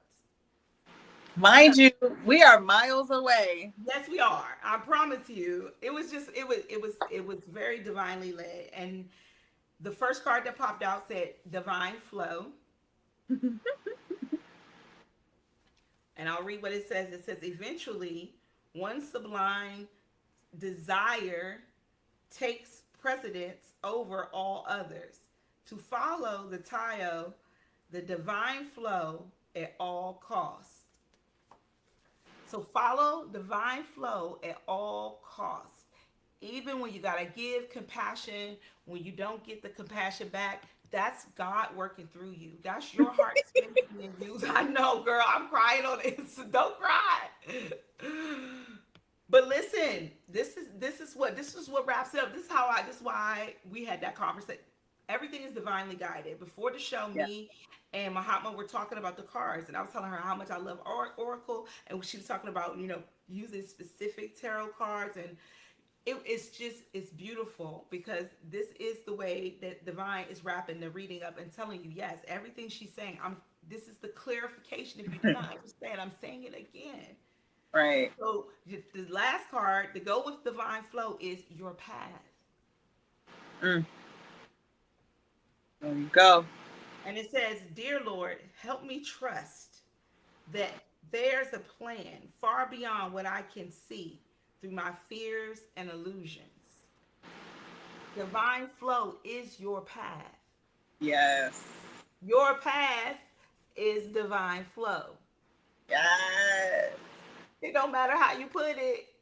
You are, and it's crazy because if you look at your cards, what is so wild, when I saw it, I got chills right now.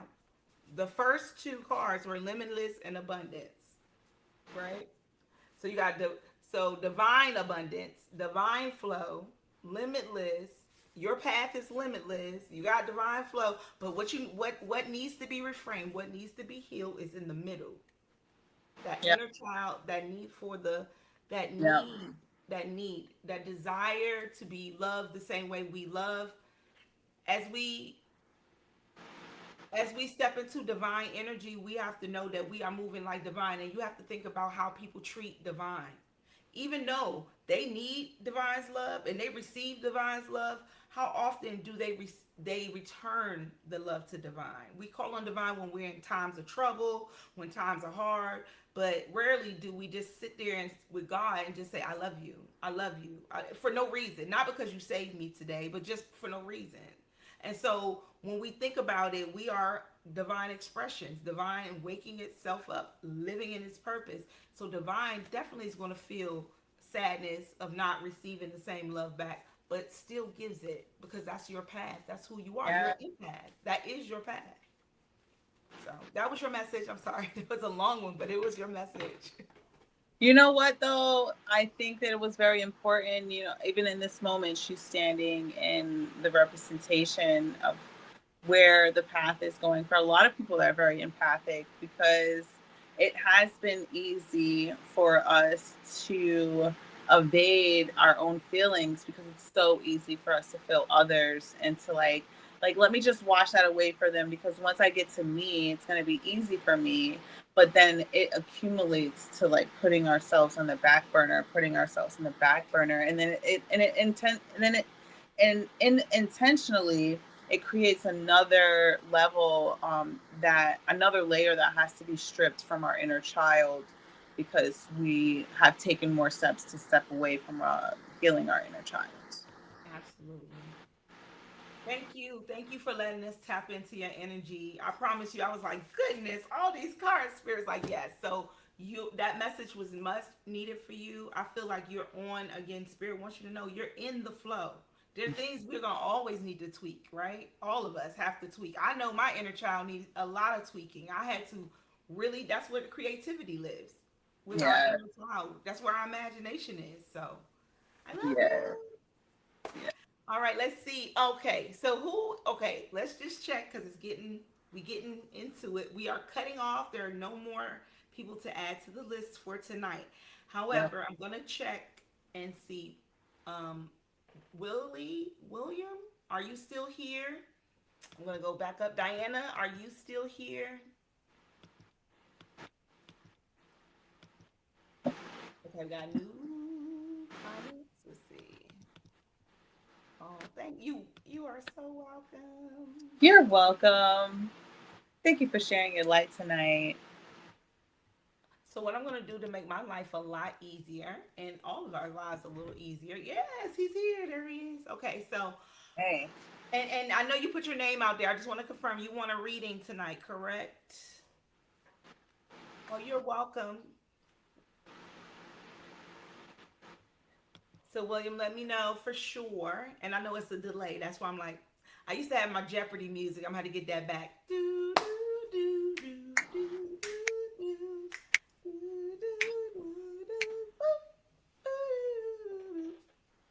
We need to get some Black Jeopardy sounds. I know, man. I used to some trap Jeopardy over this, Joe. Doop, doop, doop, doop, Hey. doop, doop, doop, doop, Hey.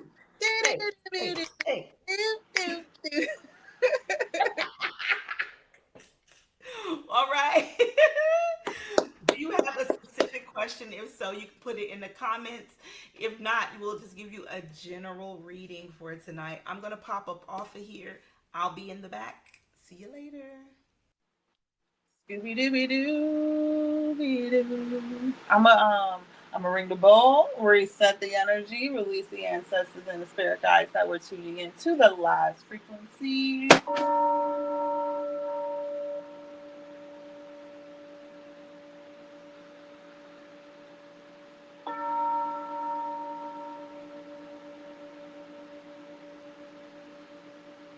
Let it flow. And so shall they know. That's what ancestors tell you. Do a little sun and moon.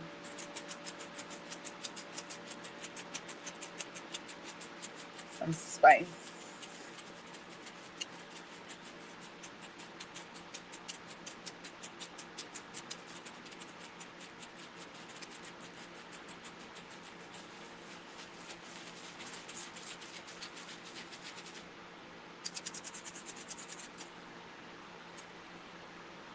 Okay.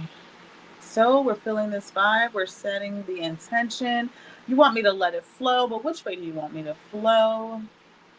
Would you like to offer an intentional thought towards your reading as I pick from this deck? The ancestors want to know what you want to know. Where do you want to study from? Not study, steady. Where do you want to study from? I like that. I do like that. Being more vocal, sounds, financial growth. Okay. I feel like Mother Peace is going to need to be a part of this because it's all about the earth energy. Mother Peace is, this is where we're living on top of. This is the Mother Peace deck. It's our tarot deck. I think we're gonna get two from here. I'm gonna get 2 cards from here. Tarot. And then I'm gonna let the ancestors talk to you because the ancestors, they definitely help with the direction. I'll pay for that. So your cards are just trying to come out. So we're just gonna take this one. Okay. All right. I'm not gonna say yet what I see, but I'm gonna let you know. All right. You got 3 that fell out. So I'm gonna take that moment, and then I'm gonna shuffle this ancestor deck. They want to come right up top of this energy. They want to come right up top. So I'm going to shuffle this deck into the unknown. So I don't know what is the direction I'm letting go and falling into. Into the unknown we go. We're always good at playing there. Ancestors always want to throw out a lot of energy, but I always tailor it. Because y'all not going to be over here fucking us up. Because y'all fuck us up with just the 2 cards that I pulled.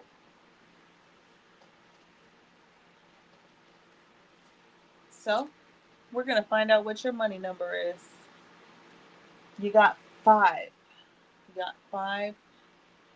And you get to pick 1. You got 5. You get to pick 1. What number? Spirals.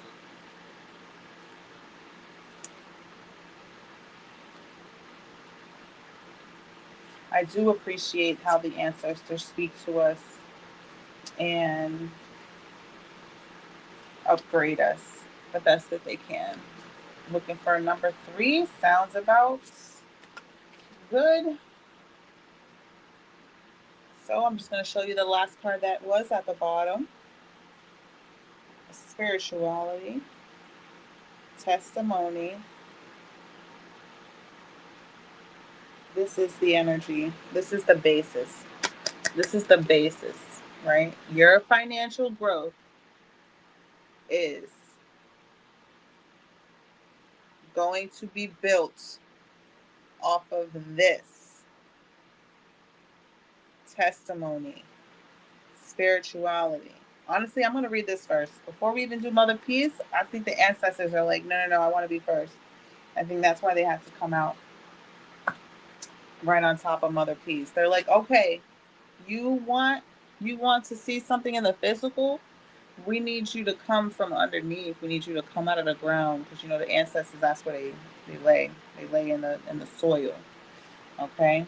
So we're gonna do spirituality, testimony. This is them talking to you. This is them letting you know. Okay, I think this is it. Okay. So this testimony,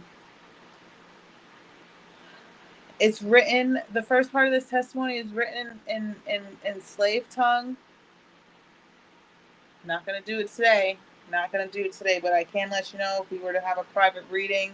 For anybody that I have a private reading, you'll get me to do the Gullah Geechee slave tongue, but we're not going to do that today. So we're going to go just right to the plain English part of this conversation. So, before my father became a deacon in a church, people always sought him out. They'd come asking him how to help them with their problems. When our neighbor slapped his wife in cold blood, she said, without her first arguing with him about anything, she'd find her way to our front door. Her husband would slowly follow behind her. Both wanted to know how to fix whatever had gone wrong between them. They and others sensed something inside my father, something that told them to find him to tell them what to do. Daddy wasn't a perfect man now, but most times, when people told him a problem, he knew what to say to set them straight. That's because of the spirit within him. He advised our neighbor to stop drinking liquor when he came home from work. Then he might stop slapping his wife in cold blood all the time. Everyone and everything has a spirit within them. You have to learn what spirit is.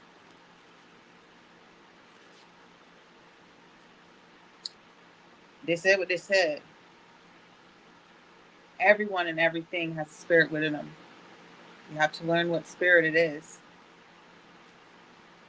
Dang, bro. Y'all, I'm telling you, ancestors don't be playing when they be trying to tell us something. They don't be playing. Oh my God, they don't be playing. They do not be playing. All right, I'm going to break this down. Yes. So I'm going to break this down for you, right? Number one thing that ancestors are attempting to emphasize here is that people know when they come to you that you have a spirit within you that can set them straight. They know it. And so once you keep adding to the value of that,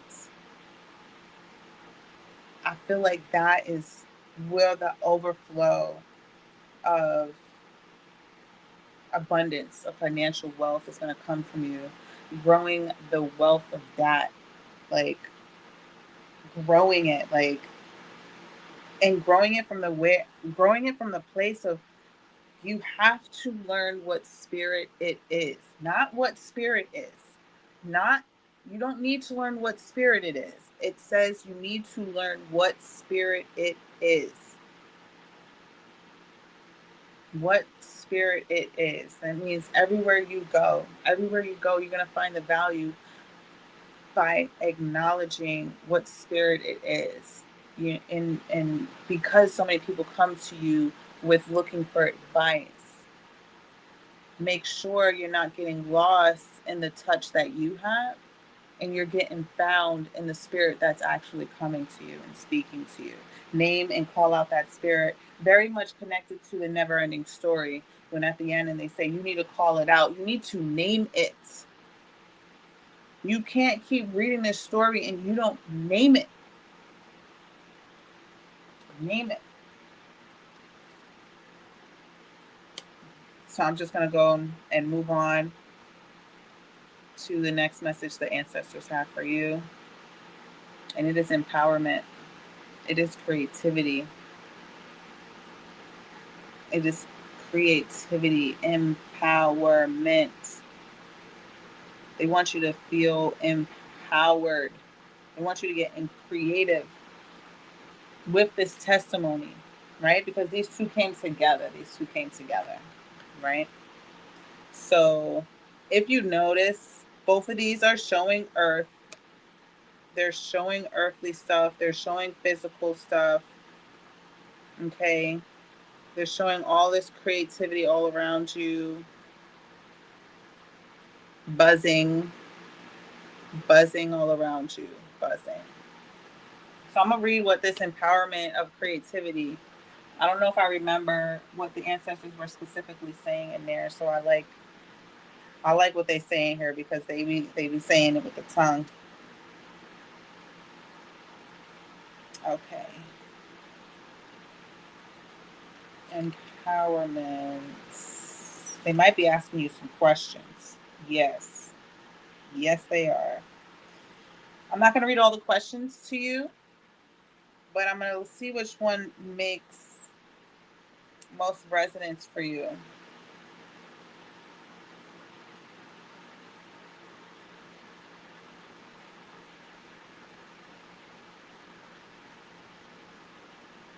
Okay, here's a good one. It's an open-ended answer, so it's not really a question, but they're posing to you to fill in your own authentic ad-lib, right? So an element of my spirituality that sparks creative flow within me is fill in the blank. I'll repeat it. An element of my spirituality that sparks creative flow within me, fill in the blank. Second statement to write, expand on, meditate on.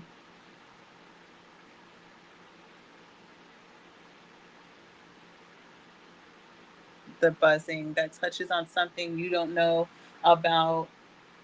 WTF.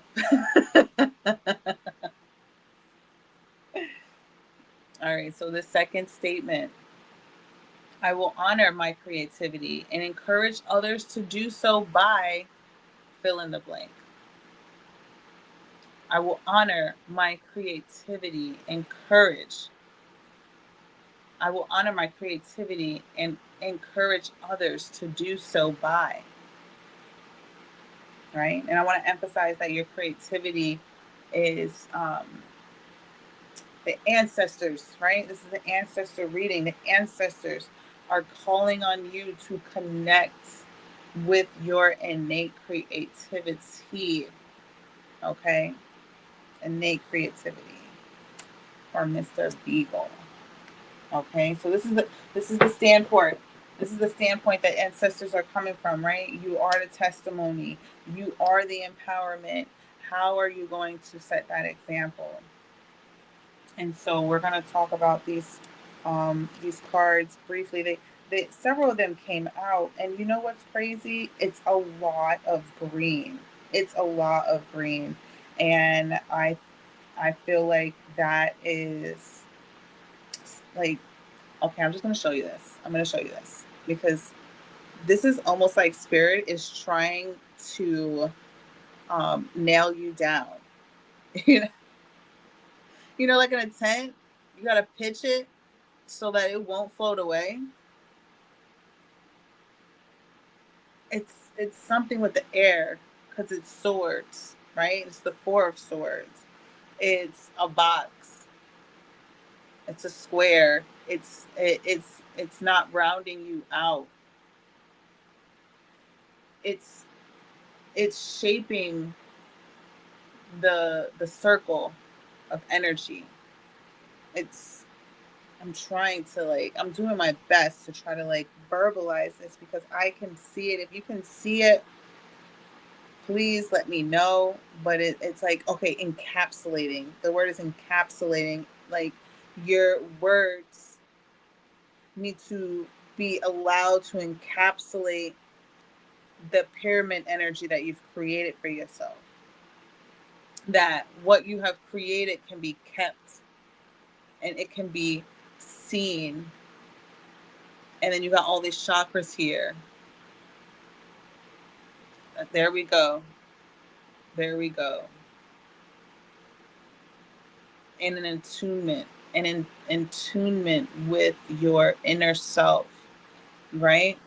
So it's like these are all your chakra energies. And it's visible. Right? The center, you're not hiding it. You're grounded. You're connected. But you're not hiding it. Greenery with the yellow, empowered. And then the two cards that fell out behind it is the Hangman and Seven of Swords. So as you can see, it's a wolf trying to get into the hen house. It's the wolf trying to get into your hen house. And so with the Seven of Swords, the Seven of Swords is usually on a standard deck. It's usually the Seven of Swords is in your back, right? And so, but this Seven of Swords, it is going through the concrete. It's like a concrete fence, and it's not really going through. It's not really making through. It's not going to really help the fox or wolf to get to that other side. But it is there. It is there. But it's interesting. It's interesting as I look at this. And then it's the hangman with the full moon energy there.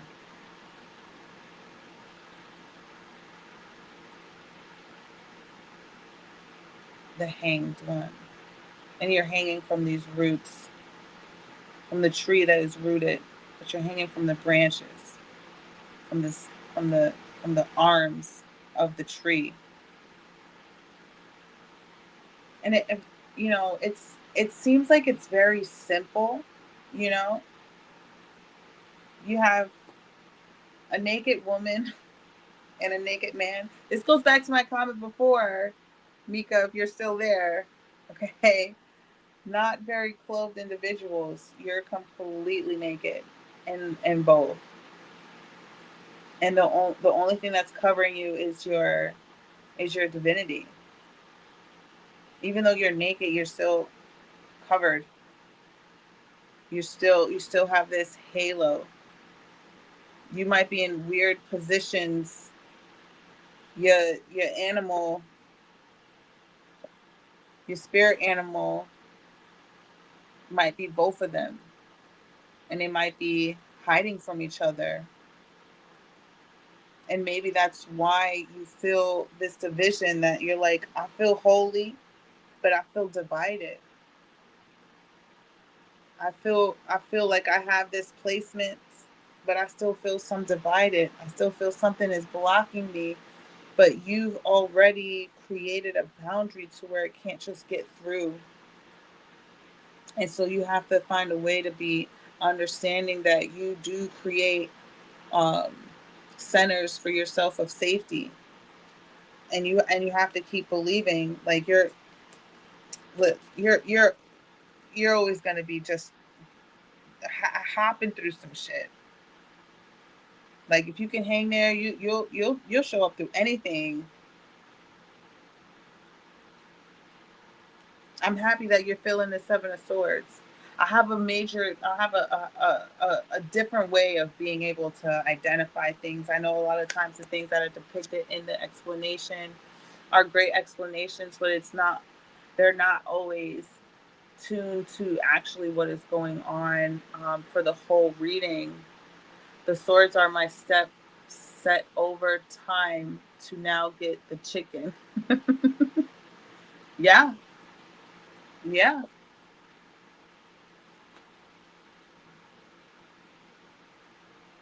So if that, you got to think about it. If that's the wall that you built and you put the swords there, it still might not be what you need because you're using your spirit animal.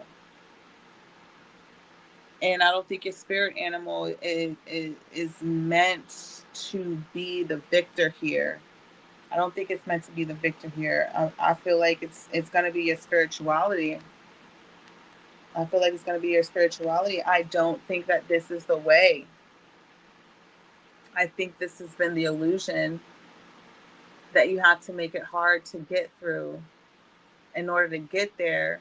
But if you see who you are, you can. This is translucent. This is evanescent, right? You're glowing, naked, see-through. I don't think that this belongs here. I don't feel like this belongs here. I don't feel like this belongs here. Let me know how you feel about that. As you already are sharing with me, I'll take this breath.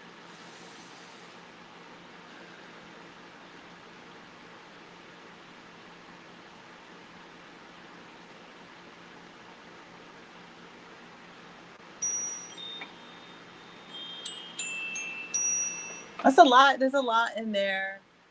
There's a lot in there for you to really like develop. You know, the ancestors are saying, you know, they want you to be creative, and they want you to know that it's not hard for you to get what is meant for you to come. People will show up because they know how to show up for you, because they know what you can offer. And it's learning to understand what spirit is coming to you.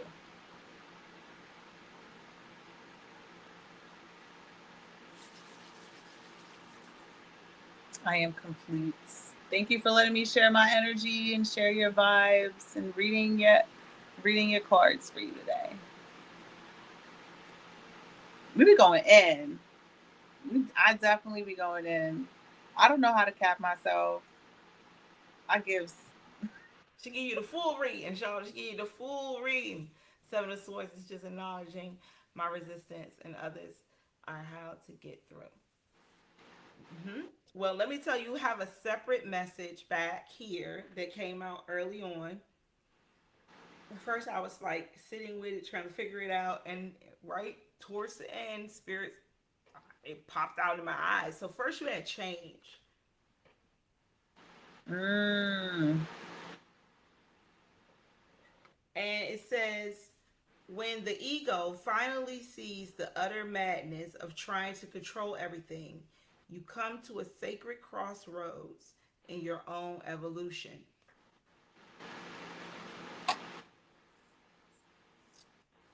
And so, Spirit is asking again, this is crazy about the ego because it also speaks here. So, all right, so we talk about change.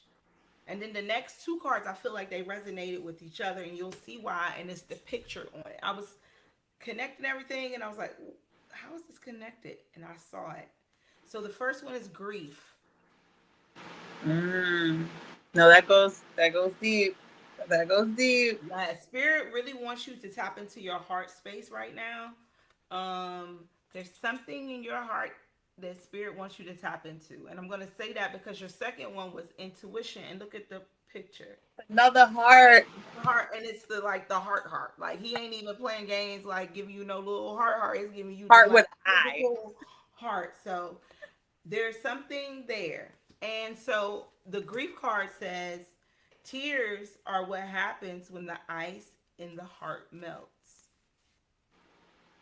So the change, you got the grief to melt the heart, and then you have intuition, which again the heart with the eye is wide open on the heart now. You know, you see this one, it's going through some things, some tears, some rain. It almost like a strawberry, but this one, it looks like a ripe strawberry, wide awake. You know, look at the difference. That's not a happy heart, and this is a wide awake heart. So there's some change and some grief that will lead you to, yes, it will lead you to another space. And it says, in each person's road to the inner Lord is extraordinary and personal. How liberating to listen inside and sense moment to moment what's needed. Moment to moment. Yes. That's right. And Spirit was like, this is something you know about. Like I won't know what this is for, but there's something that Spirit wants you to tap in within your heart space. Because once you do and you follow your intuition, it's gonna lead you to where it is you're trying to go. And that's evolution and trust. And I saw that because I saw the butterflies, and the change was the first card out, and your last card out had butterflies.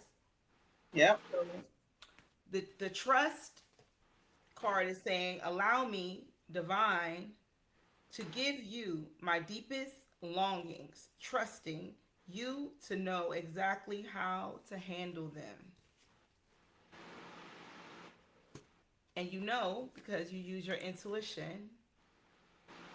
And you know because whatever it is that you needed to grieve and to let go of, you grieve and let go of. That's how we get wisdom. You know, it's through the things we go through.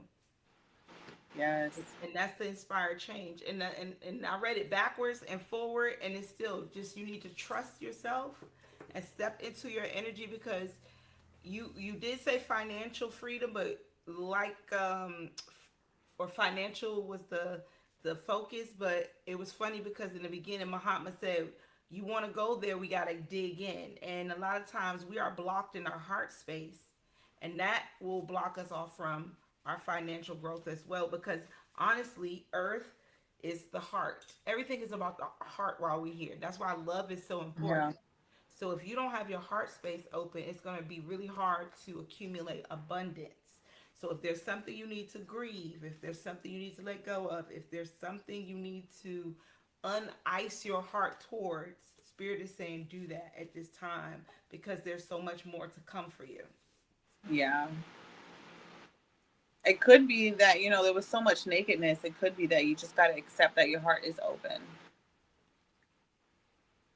And that right there, that's a lot. Yes. In this world, to walk around with your heart open, shit, you definitely gonna need that intuition. You got that heart open. It's all to say. Yeah. Yes, but trust spirit. That was the last one, was trust, because everything is working out to evolve us, right? Everything is to make us into that beautiful butterfly, and we got to go through all of the different phases to get there.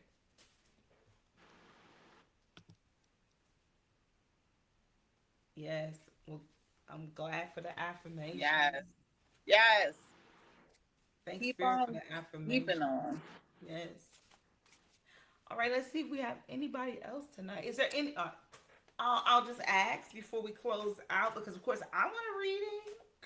Call this spot. I would like to know, but let me just be clear, because I don't want all my business in the streets. Okay, so if it's something really hot and spicy, tell me offline. Okay, if it's like anything spicy. Because my ancestors, they be telling all my business, but then again, they know not to. Yeah, they don't. They don't care. That's what they do. They're like, Front Street? Yeah, sure. Why not? Right. Why not? Sure. You say you want to be vulnerable, don't you? You want to be transparent. So if there's no other, is there anyone else who would like a reading tonight before we close out with me? Because I'm always the last. I don't want to go. I don't want to interrupt the flow. But if you would like a reading, let's give you about a good 60 seconds to respond. 60 seconds. Gone in 60 seconds. As I create space and energy. Much appreciated.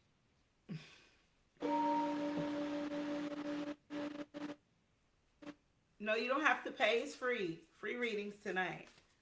You got to pay attention. There you go. Your attention is, that's the highest form of currency right there. Attention. Okay. Oh yeah, that's right. Okay, so Diana is here. Okay. All right. So. Okay, Diana. Okay, Diana, and then Ashurio. If you tell us your name in the comments, we will give you a reading as well. Okay. So Diana is in the building. There she is. Do you have a general question? It's okay. Do you have a general question, or do you want her? Do you have a question, or do you want her to do a general reading? Just let her know. I'm gonna pop backstage. I need to cleanse my cards off a little bit too, and I'll see you in a little bit. Next up is Diane. Welcome, Diane. We're just cleansing some of this, energy over here. Get a little smoke going. I got the wind in the background, so it's not trying to let me light. Let's see. A little bit better of a flip.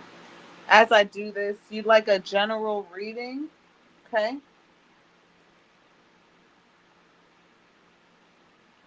I got something burning.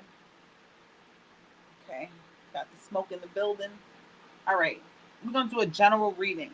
So I'm gonna actually you know, we're going to do some Buddha wisdom for you. We're going to keep it simple. We're going to help, you know, because so many of us, we are missing out on some real divine masculine energy. So we're gonna share this Buddha wisdom. We're gonna pull 3 Buddha wisdom cards for you, and it could be just because you need a strong masculine figure to be present in your now circle. And so I'm gonna hold that space for you today because I like being in my divineness and I like opening up for my masculine side of me.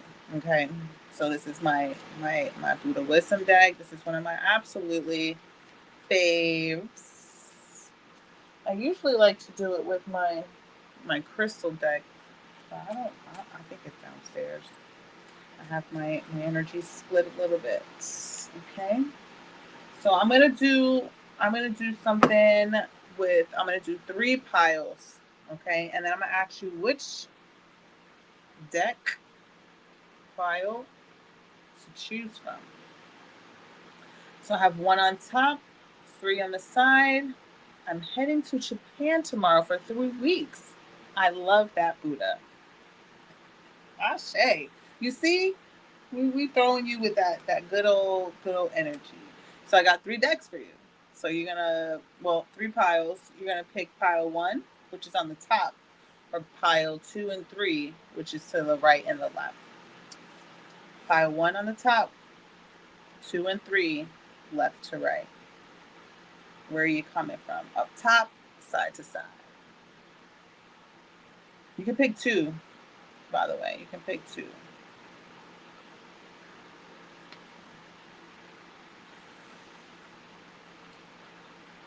It's a good time to take some breaths.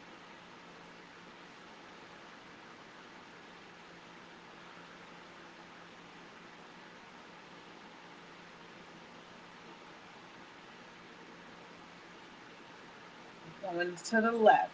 Okie dokie. So I'm going to pick from the bottom,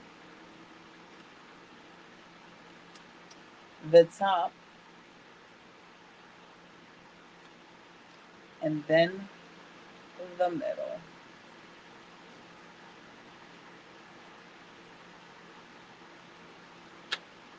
We've got you set up, okay? So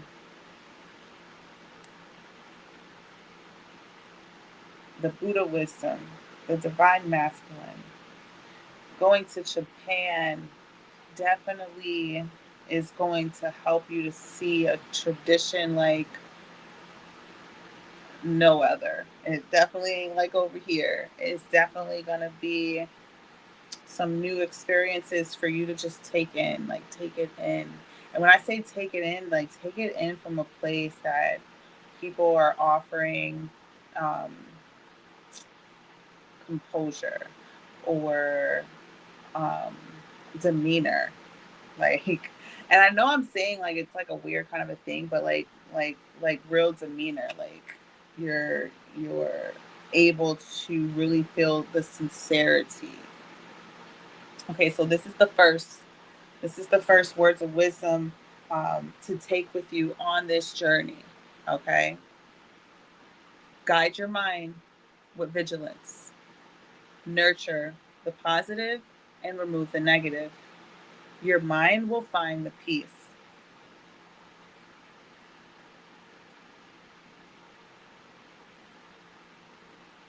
Well, this is gonna be that time. This is gonna be that time. You're going out there. You haven't been there in 9 years. This is like you've been building a mentality in your head on who you need to be. And just because you've been building that doesn't mean that you can't accept like other masculine energy. And when I say masculine energy, we're talking about masculine energy. We're not talking about a male specifically. It could be just a male specifically. But what we're saying is that we need to be able to see where people have that demeanor, that masculine demeanor, to where they can stand with what they say. Just like coming from this place of like, my mind is guarded and I'm vigilant with it. And if someone's trying to badger me to think a different way, that's our chance to nurture the positive out of this communication and to remove the negative from it. And your mind will find peace because you're keeping it guarded. You're staying vigilant with what you found peaceful in your mind. Your mind will find the peace when you can nurture positivity and remove the negativity. Okay? This will be your opportunity to meet that divine masculine energy within you and around you. The second one. When you wound or grieve another, you have not learned detachment.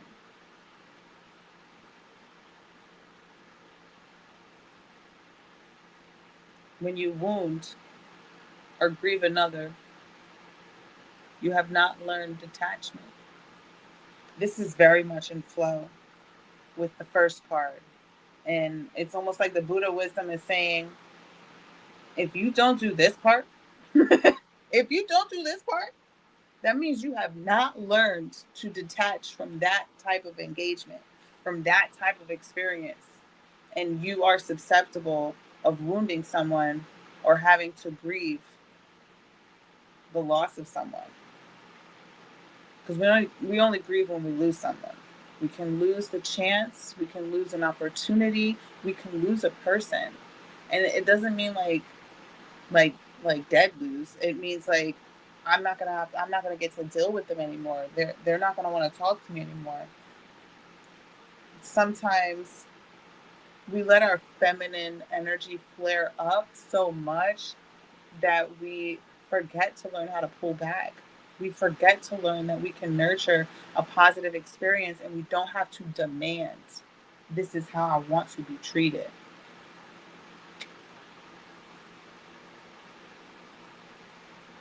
You're going to be faced with a challenge because when we move proximity of where we're most comfortable to be at, we are put in a position to say, have I really found my peace? Have I really found a way to bring my peace with me no matter where I go? And then this is the final message to meditate on. These are good things to meditate on. Your worst enemy cannot harm you as much as your own unguarded thoughts. Oh, masculine wants you to hold true to you protecting your mind. You have created some standards, and divine does not want you to go and travel out there and lose everything you built for yourself mentally. That is something that's going to be your forward challenge that's coming out for you. Let me know how you're feeling about this, how that's flowing for you. But it's really all about remaining guarded, and not like defensive guarded, like offensive guarded. A lot of us forget that we can be offensive. We don't have to be defensive any all the time, or anymore at that. Offense means, if anybody plays sports, offense means I'm going to keep this ball on my team. I'm not going to let it go. The defense is when you're trying to knock someone down. You're trying to get something out the way. Okay, offense, I'm going to help my team win. I'm going to play the guard that I'm supposed to be so the defense can't get my ball and make a goal off of me being that point guard. Sorry, it's bringing out the sports in me a little bit. Hopefully you have some type of an idea of sport conversation, yes, keep your eye on the prize. Keep your eye on the prize, and don't. If you're on defense, that means you don't have your prize. If you're on defense, that means you don't have your prize and you're fighting to get it. When you're on the offense, you have your prize and you're fighting to keep it. So keep keeping on. This is my message for you. It's a little light because you're about to fly through these airways, and spirit knows that. Welcome back. Thank you, Diana, for letting us read your energy today. Yes, thank you, Diana. Well, they say the best defense is a good offense. Best offense is a good. I don't know, but yeah, I get it. She said, "Thank you," and beautiful. Well said. Yes. So I did pull two cards. Um, they are very, very. I'll let you figure it out. Okay. The first one is right action, and it says, "Oh, now the word. I don't want to mess this word out, so I'm gonna spell it for y'all, and then I'm gonna try to pronounce it. It's Aparigraha.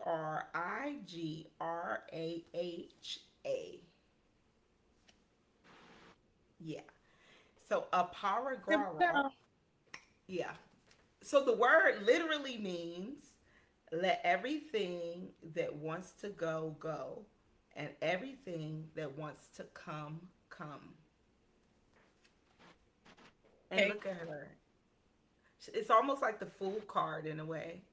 The way she's standing there with her arms spread and just Mm-hmm. allowing life to be what it is. It's like stepping out and just taking the right action is to take action, right? Like there is no wrong action Yes. as long as we're taking action. And she's just like, you know what? It is what it is. If a bird hit me in my face, it is like she got her arms wide open. She's not worried about a Yes. damn thing. And it's like, my action is the right action. Whatever action you choose to take is the Yeah. right action. But Spirit wants you to take action. You know what that reminds me of? The Sound of Music. Oh, yes. The hills are alive with the sound of music. Yes. Oh, there's a song called "What Are We Gonna Do About Mary?" or Maria. I'm sorry. What are we gonna do about Maria? Oh, yeah, yes. So because Okay. Maria was trying to be a nun, and the nuns were like, you're not trying to be a nun my way." Like, she's like, "No, but I want to be a nun my way." And they're like, "You know what? Let's send you to be a babysitter real quick. Let's see how much you're gonna really nun this out." How you gonna be a nun your way? Like I don't even know how that works. That is so the strictest thing ever, and I'm gonna do it my way. Like you try to change the whole game up. Okay. You try how you? Oh, Yeah, I'm gonna be a nun, but I'm gonna do what I want to do. right. That kind of defeats the purpose of being a nun. Yes. Yeah. All right, so the second card you got, sorry, is grounded. Look at Wow. that. Looking so Wow. innocent. Wow. So grounded says many of the most evolved beings on earth are regular folks living with joy, dignity, and courage. What you say? I love that part of the movie. This song, the sound of music. Yes. This is so funny because it definitely looks like the sound of music, like you said. It definitely Right. does. And then look, you got her here with the birds, right? And then you got him here with the butterflies. Right. So it's like stay grounded. You know, even through your evolution, stay grounded. Look, he even has a bird right there, sitting right there. Look, I didn't even notice that. The cardinal, yeah. Is that a goat or? So I want to say it looks like a lamb Or a lamb. Oh. Well, lamb are usually fuzzy, and I think maybe goats it's a goat. It almost looks like a cow. Shit, I don't know. Right, I was gonna say if it's a cow or a goat because those two have like the flat, straight hair. Yeah, I kind of try to avoid saying what it was because I had no idea. I was trying to go work around him just because I had no idea. Is that why they call people the black sheep? Because they got funky hair?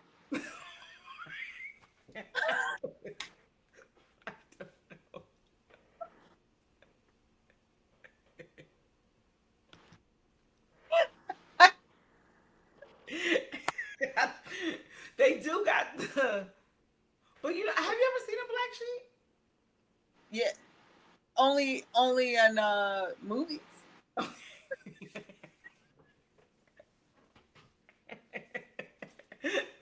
Like cartoons. Right. No, I was just thinking, like, have I ever even really seen a black sheep? Okay. All right, Diana, listen, we're going to come back to you. Hold on. Black sheep of my family. Wow. You know what? I think all of us are. If you're here, if you're a Starseed, you're likely a black sheep in your family.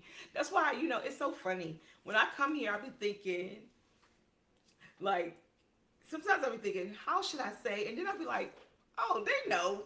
They get it. Like, I don't have to, it's not kind of like when I go and talk to my family. Sometimes when I talk to my family, I realize I'm talking here and they like, we want to just talk about basketball and stuff. And I'm up here like, you know, did you see what happened?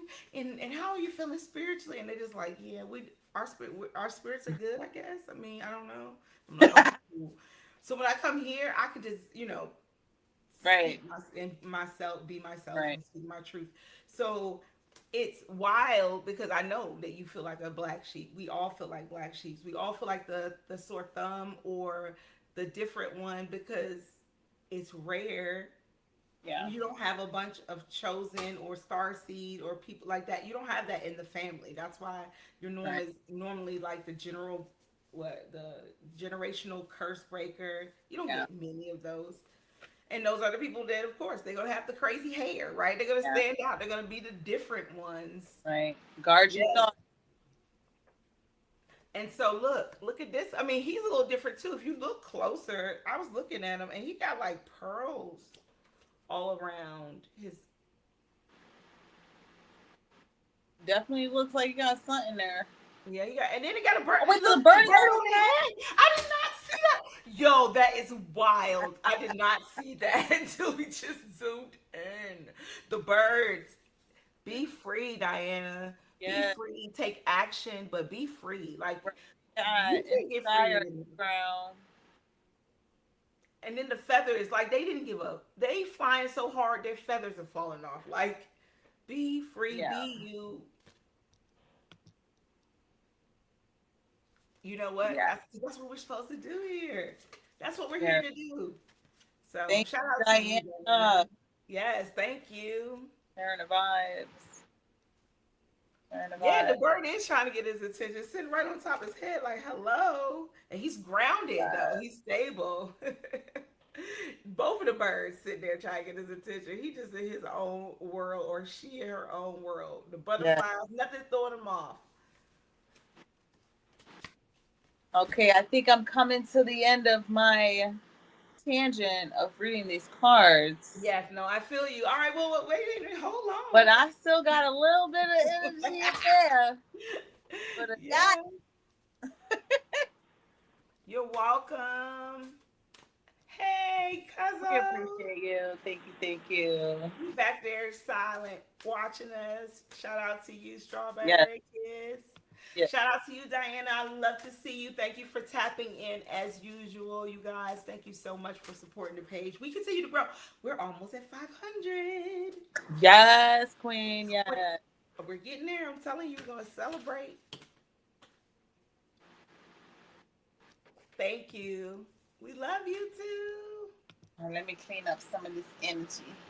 All right, she about to give y'all my business. So if you would like to tap off right now, you can. You ain't got to stick around to find out what's going on with Goddess Rael. Ain't nothing but a little sizzle, ain't nothing but a little. No, sizzle. No. Yes.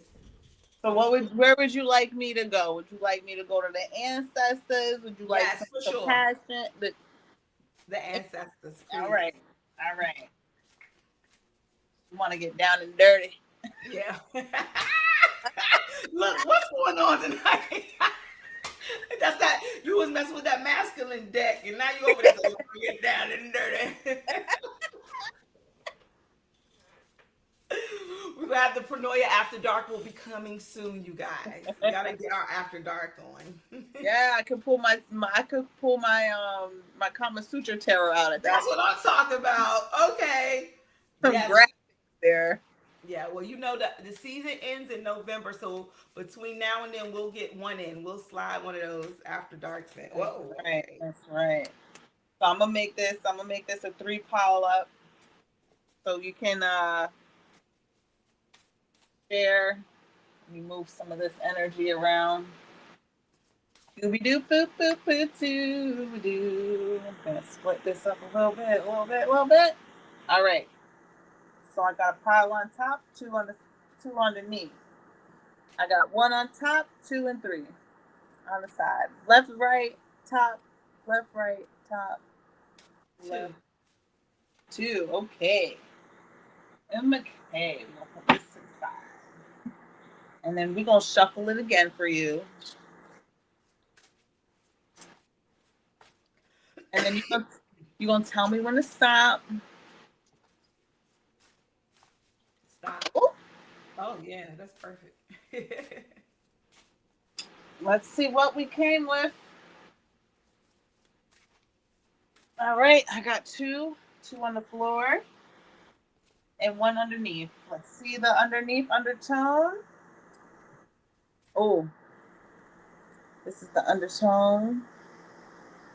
Yes, baby. Self-sufficiency. Love that. I just want to emphasize on those hands. They are grasping. You hear me? Mm-hmm. They are grasping the rope. It's a lot of reflection energy today. So I'm going to read the reflection for this one because the first one that came out for the night was creativity. Reflection. But we're going to do the reflection for self-sufficiency. This is not that one. This is this one. Okay. And self-sufficiency. 44 is the page it starts on.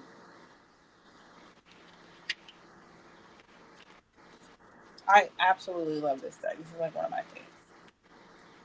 And then we're going to do reflection. Okay. All right. It's a nice little story here.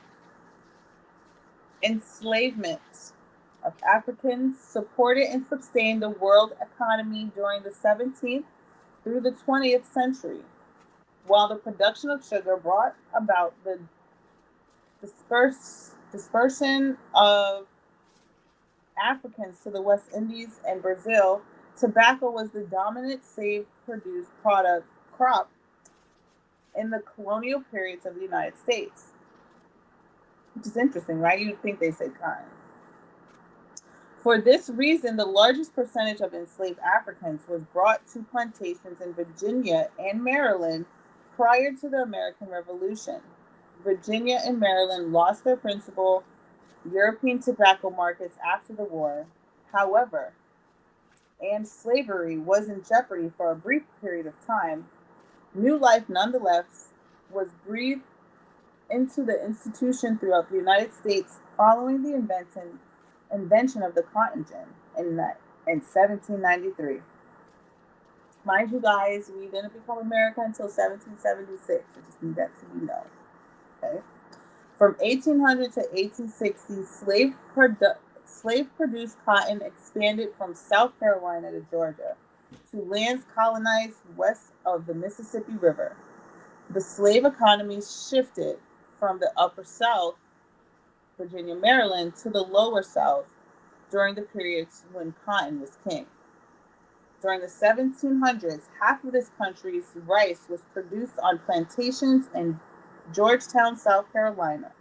Plantation owners in Charleston, Savannah, Georgia, South Carolina, and neighboring communities with freshwater tidal creeks and inlets demanded the purchase of Africans from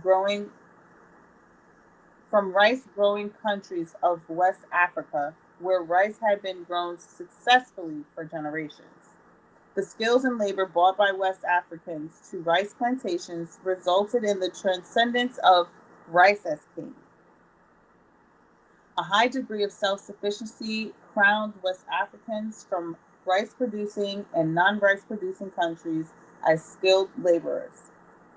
These included rice farmers, metal workers, wood workers, boat builders, and textile artists.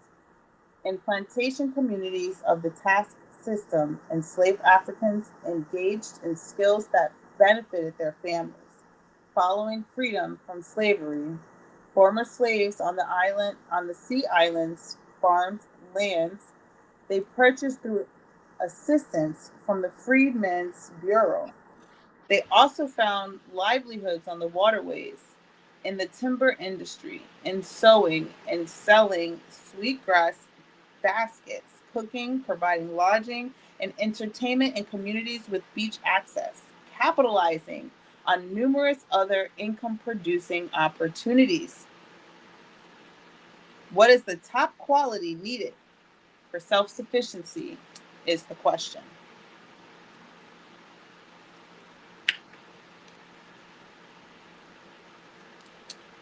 Your ancestors be like, I did this,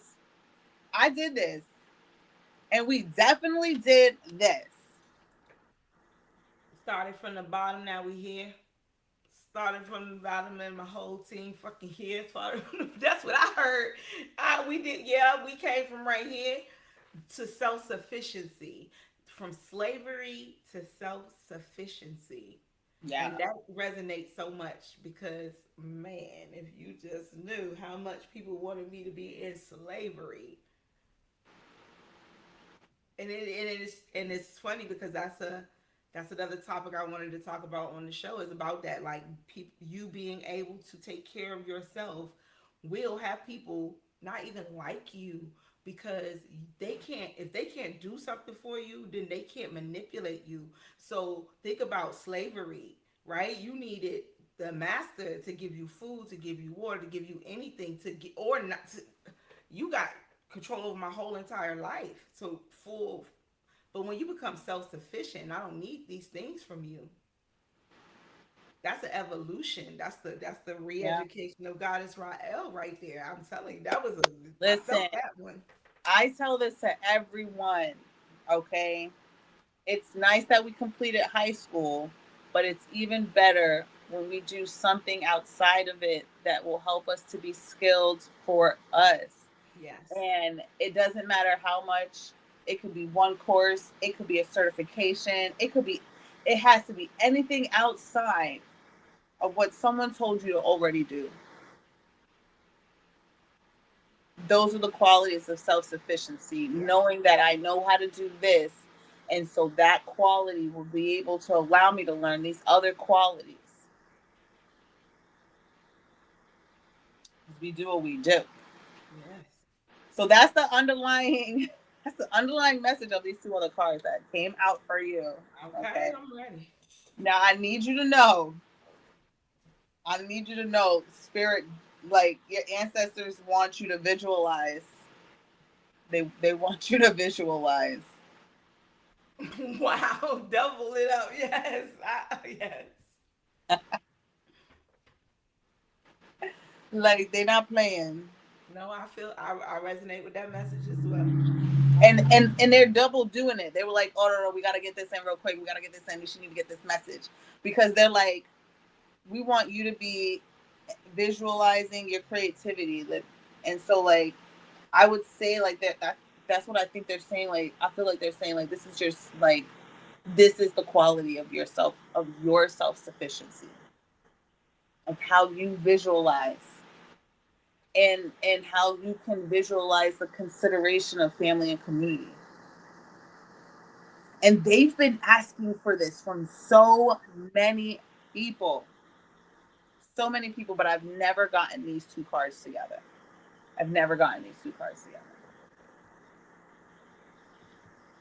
So I love that we started off with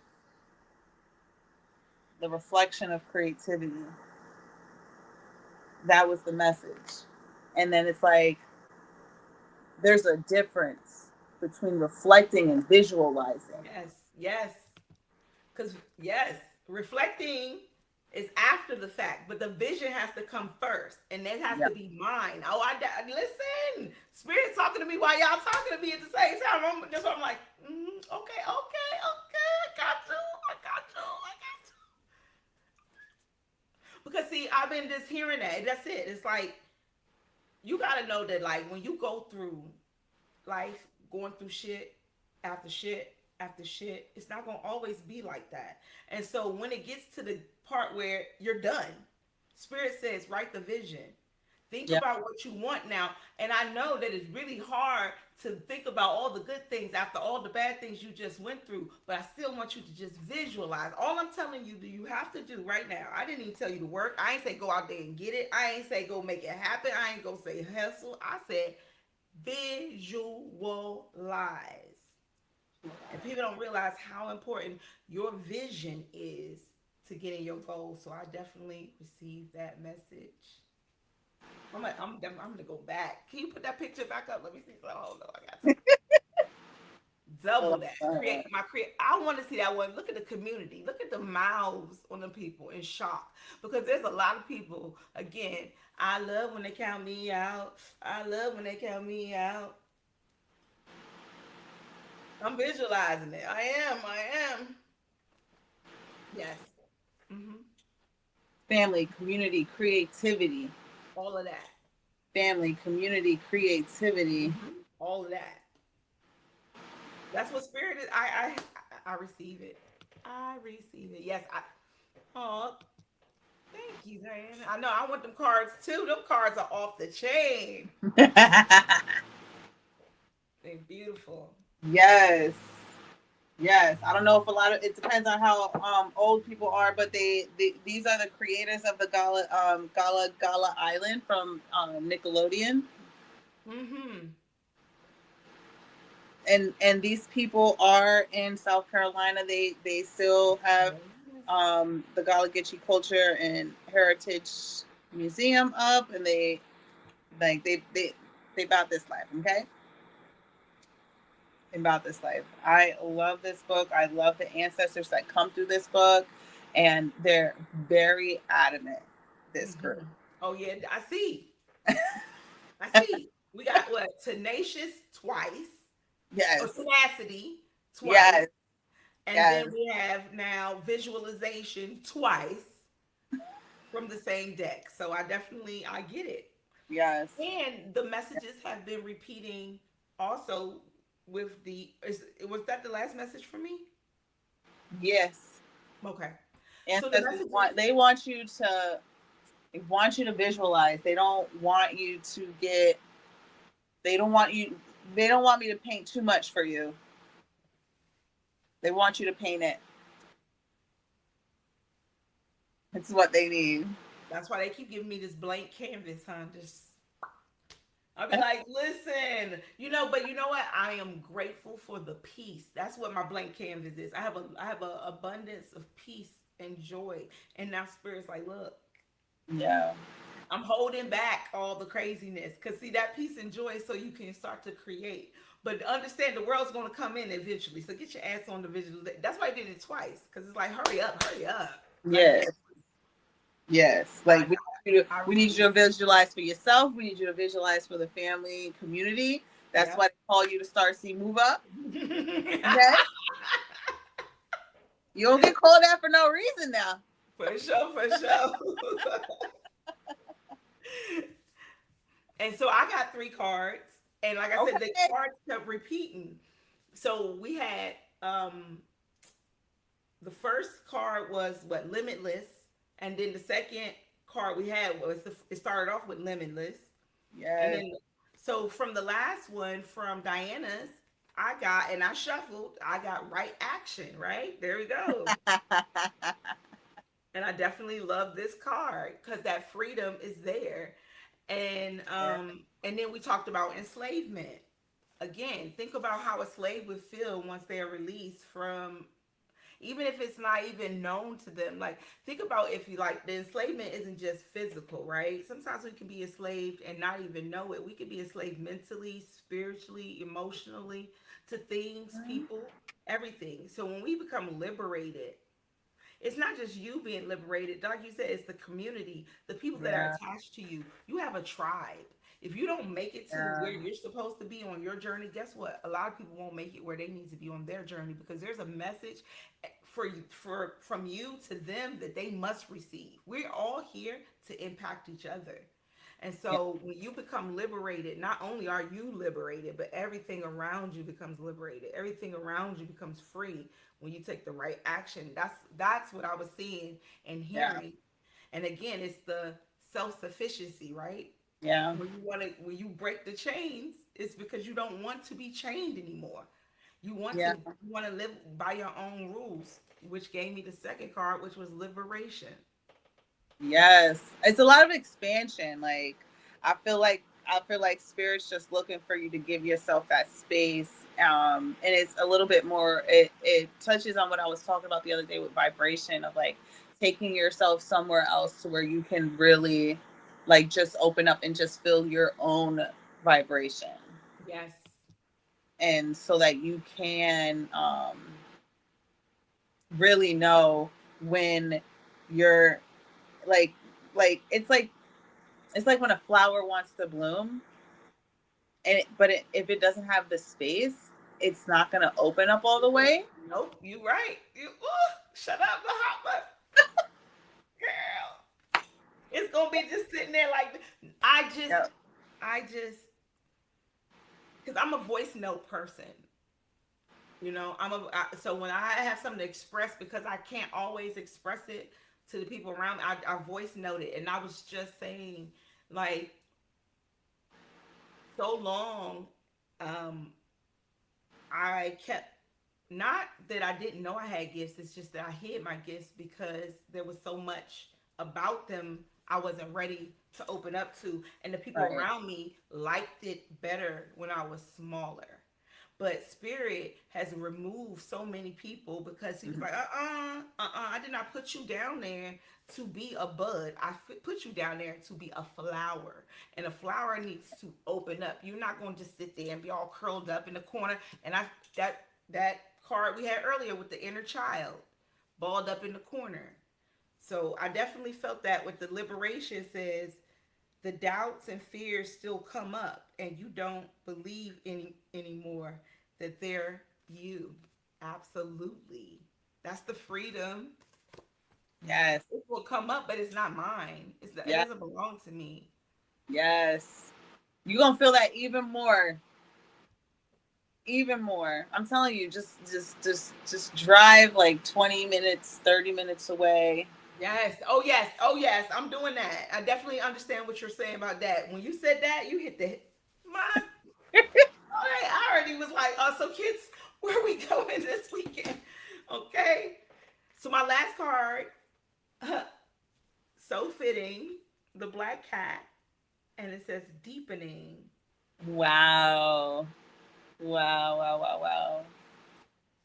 And it says, once you're on earth for enough lifetimes, your old soul will begin to long for non grasping detachment and surrender. They bring the peace of God. Yes, yes, that's that peace, that space, that ability to be in my own energy. Like I've done so much loving on people and giving of people. And I feel like, like God sent us on a mission. We complete our mission and then we get to rest and live a little bit. And I feel like I'm in that living space. I don't want to be saving nobody.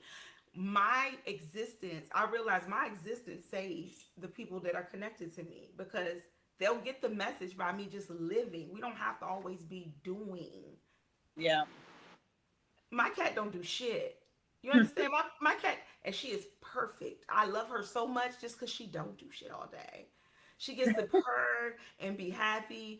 I'll be looking at her like, girl, you ain't got to go to work or nothing. Just, I'm just chilling. And that's what Spirit is asking me to do. Visualize and chill out like the black cat, man. Just chill. it's a deepening. It's an initiation going on right now in my spirit right now. It's like I'm being liberated from so many things I'm so grateful for. Yeah. And first liberation felt like punishment, you know? Because if you've been, think about if you've been fed or you've been given this certain small little turtle life and that's been your environment and that's all you've known, then you go out in this world and you like, oh, it's so big. Maybe I just want to go back to this little, and God like, no. Self-sufficiency. Go out there. You've been liberated. Now it's time. And so I felt like that message, all of it just wrapped on up. And this is for the collective too, because even in human design, my channel, I have no individual channels. So everything I go through truly in this life, I realize is to teach and help others go through it. Yeah. And so just like these cards are for me, they're for you. You know, they're for all of us to feel liberated, stand in our power, to take the right action, and to, you know, and to chill when we need to chill. Because a lot of us have been through a lot over these last 2 years. I'm sure it's not just me. A lot of us have been through a lot. Yeah. Yeah. Yeah. Divine timing. Divine timing. Absolutely. That's beautiful, though. I love the deck, the card readings that you were able to share and to add on to. I haven't said this, but I do love 2-person readings. Like, oh yeah, oh good. I was, you know, I used to do it with Bella LaFleur. Every night I would pop in hers, and I love to do it because sometimes I'll be backstage and spirit would just be like, oh. Yes, like it's just confirmation. A lot of the time it just be a bunch of confirmation. I'm getting chills right now. And it's so, that was really great. I enjoyed doing it and I enjoyed your readings. I love all of your cards. They're so beautiful and insightful. And I love that you go into depth. You know, you don't keep us guessing. And even if, like, I feel like sometimes messages don't necessarily resonate at the moment because we're all on different timelines. Spirit is talking to you. I got a message one time. It was for a year before whatever happened. So I didn't understand the message. But once it happened, the message came back to my mind. I was like, this is what they were talking about. You know, it hit me like, oh my God. So know that, these messages are timeless. So you gratitude. And listen. Gratitude. So, you guys, this is Tarot Tuesdays. We will be doing Tarot Tuesdays for the rest of August. I will be tapping in with Claudia and Adonis, seeing when they'll tap in. And I will be back to do one as well. So make sure you hit that notification bell and you'll know when we are live so you can get your free reading. Thank you, Mahatma Starseed. Let me shout out to Mahatma for doing 2 shows within the last 3 days. Like, it's been 2 days or 3 days, and she was just right back up in here. So thank you so much for sharing your energy with us. Yay! Peace and light. The spirit allows the space to be. I follow through. Yes, thank you. Thank you, Diana. Thank you, all of you guys who have sat through this beautiful Tarot Tuesdays with us. Look at this, is a 3-hour show. Lord have mercy. Mahatma gave real readings tonight, y'all. She gave y'all real readings. Shout out to you for giving us that beautiful energy exchange. If I don't hear from you in 3 days, I know you still sleep. So, oh, hey, Nina Boo. You're very welcome. Have a great night, you guys. Pronoia means that the universe is always conspiring in your favor, no matter what. The universe works for you because you are the universe in human form, having this experience. Enjoy it. I love you. Good night. Peace.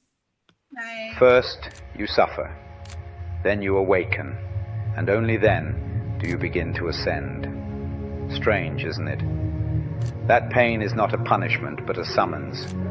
A knock on the inner door that says, wake up. Not to the world, but to yourself. You see, suffering shakes the foundation of who you think you are, so that you may discover who you truly are. And when that veil lifts, something extraordinary happens. You stop identifying with the wound and begin identifying with the witness. This is awakening. From here, ascension isn't about floating off into the clouds. It's about returning fully to the present, unburdened by the past, undistracted by illusion, unmoved by the ego's hunger for control. You begin to live as the soul, not the story, and you realize the pain didn't break you. It built the staircase, and now you're rising.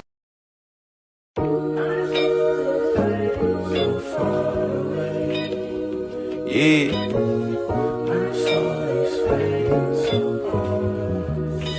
Junkie going pretty, boy.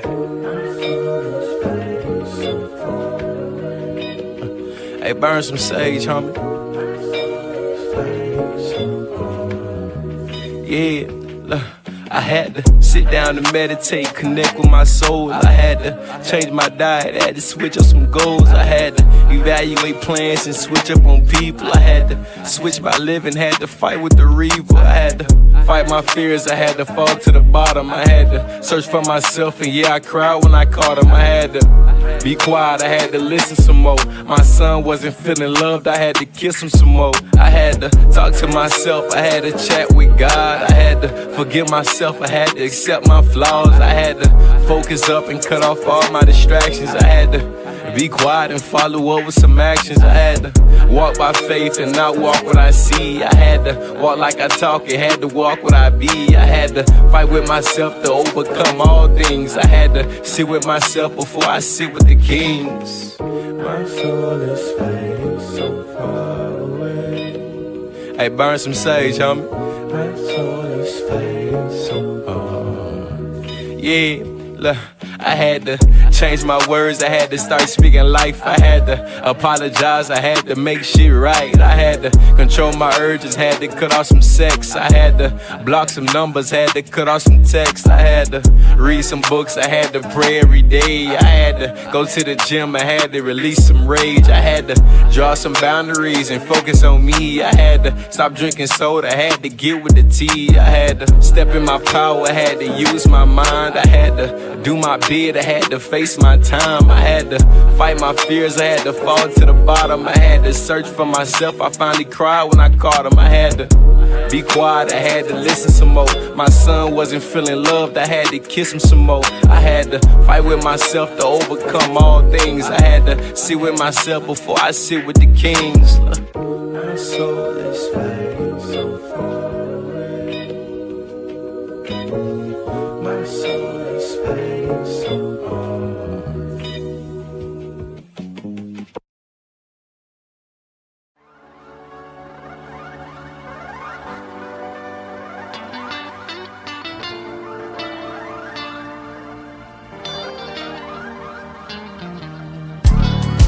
Do you know who you are? Do you know where you've been? My friends, we belong to the stars, and we blow with the wind. Amen. I've seen the mountains, I've counted the raindrops.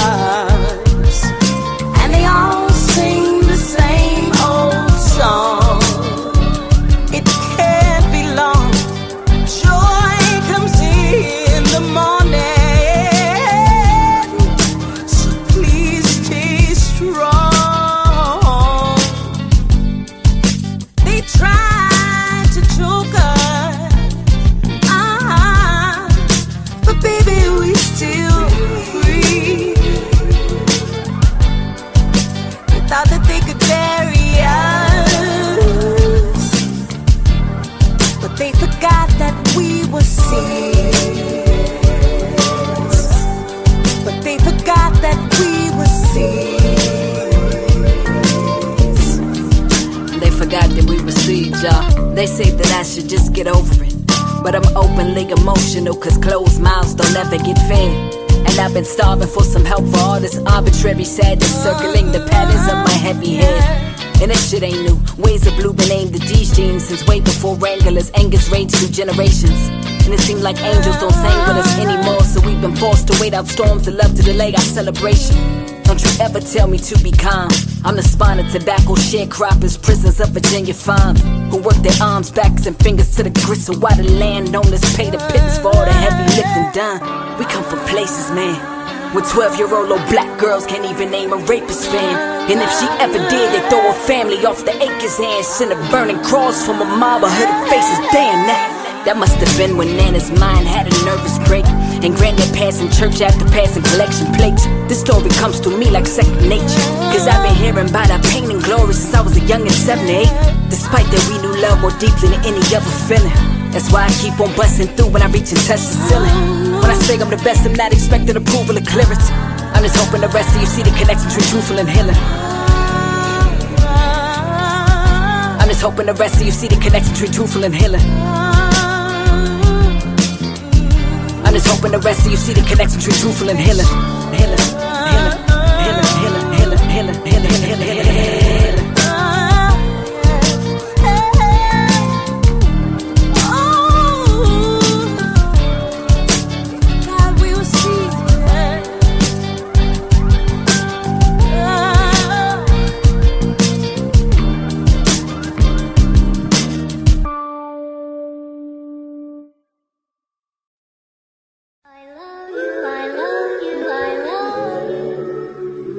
Until I love you, until I find the way. You are watching evolution of a goddess. Such an awful blossom, I'm stirring up who gossip is true. Cause I can make this flow come through your faucets. I can turn human to a pot, some niggas play dead. When I spew the ink, they think I'm inciting they bloodshed. No, this is self-advancement. This a nod to shedding the old me in exchange for second chances in life. I once murdered dreams, married to light. Damn, double homicide. Had my ass shook like I got cabaret ties. The main event of my demise appeared as soul suicide. Sitting at that 9 to 5, knowing I can fucking fly, knowing I don't win a ride. No, I ain't prepared to die. Cubicle funerals had me dancing with death instead of painting my beautiful unsuitable condition. All this talent concealed. I'm losing a sense of self, but who gon' pay these bills? I'm saying God took a time with me. I know I'm the shit, but if you let it, life gon' treat you like a regular bitch. Stagnant in norms, excuses are born. My flesh getting torn, it's stretching its limits, cause it keep trying to compete with my spiritual business. I listen to my future just blistering from the weight of my shivering. Fuck it, do it scared. Do what they wouldn't dare before your bones beyond repair. It's peaks, valleys, and prayer. Life ain't no crystal stair. Coughing up the carnage in compartments. Say renewal needs to carpet. Got a message from the darkness that I am that royal sparkle, not no Meghan Markle kind. But genealogy a sign I'm more Maxine, reclaiming my time. And fuck it, I'm all in now. I just profess it's gonna happen if I get to worry when, where, how. I let the universe work it out, and in the interim rehearse my vow. This is the goddess vow.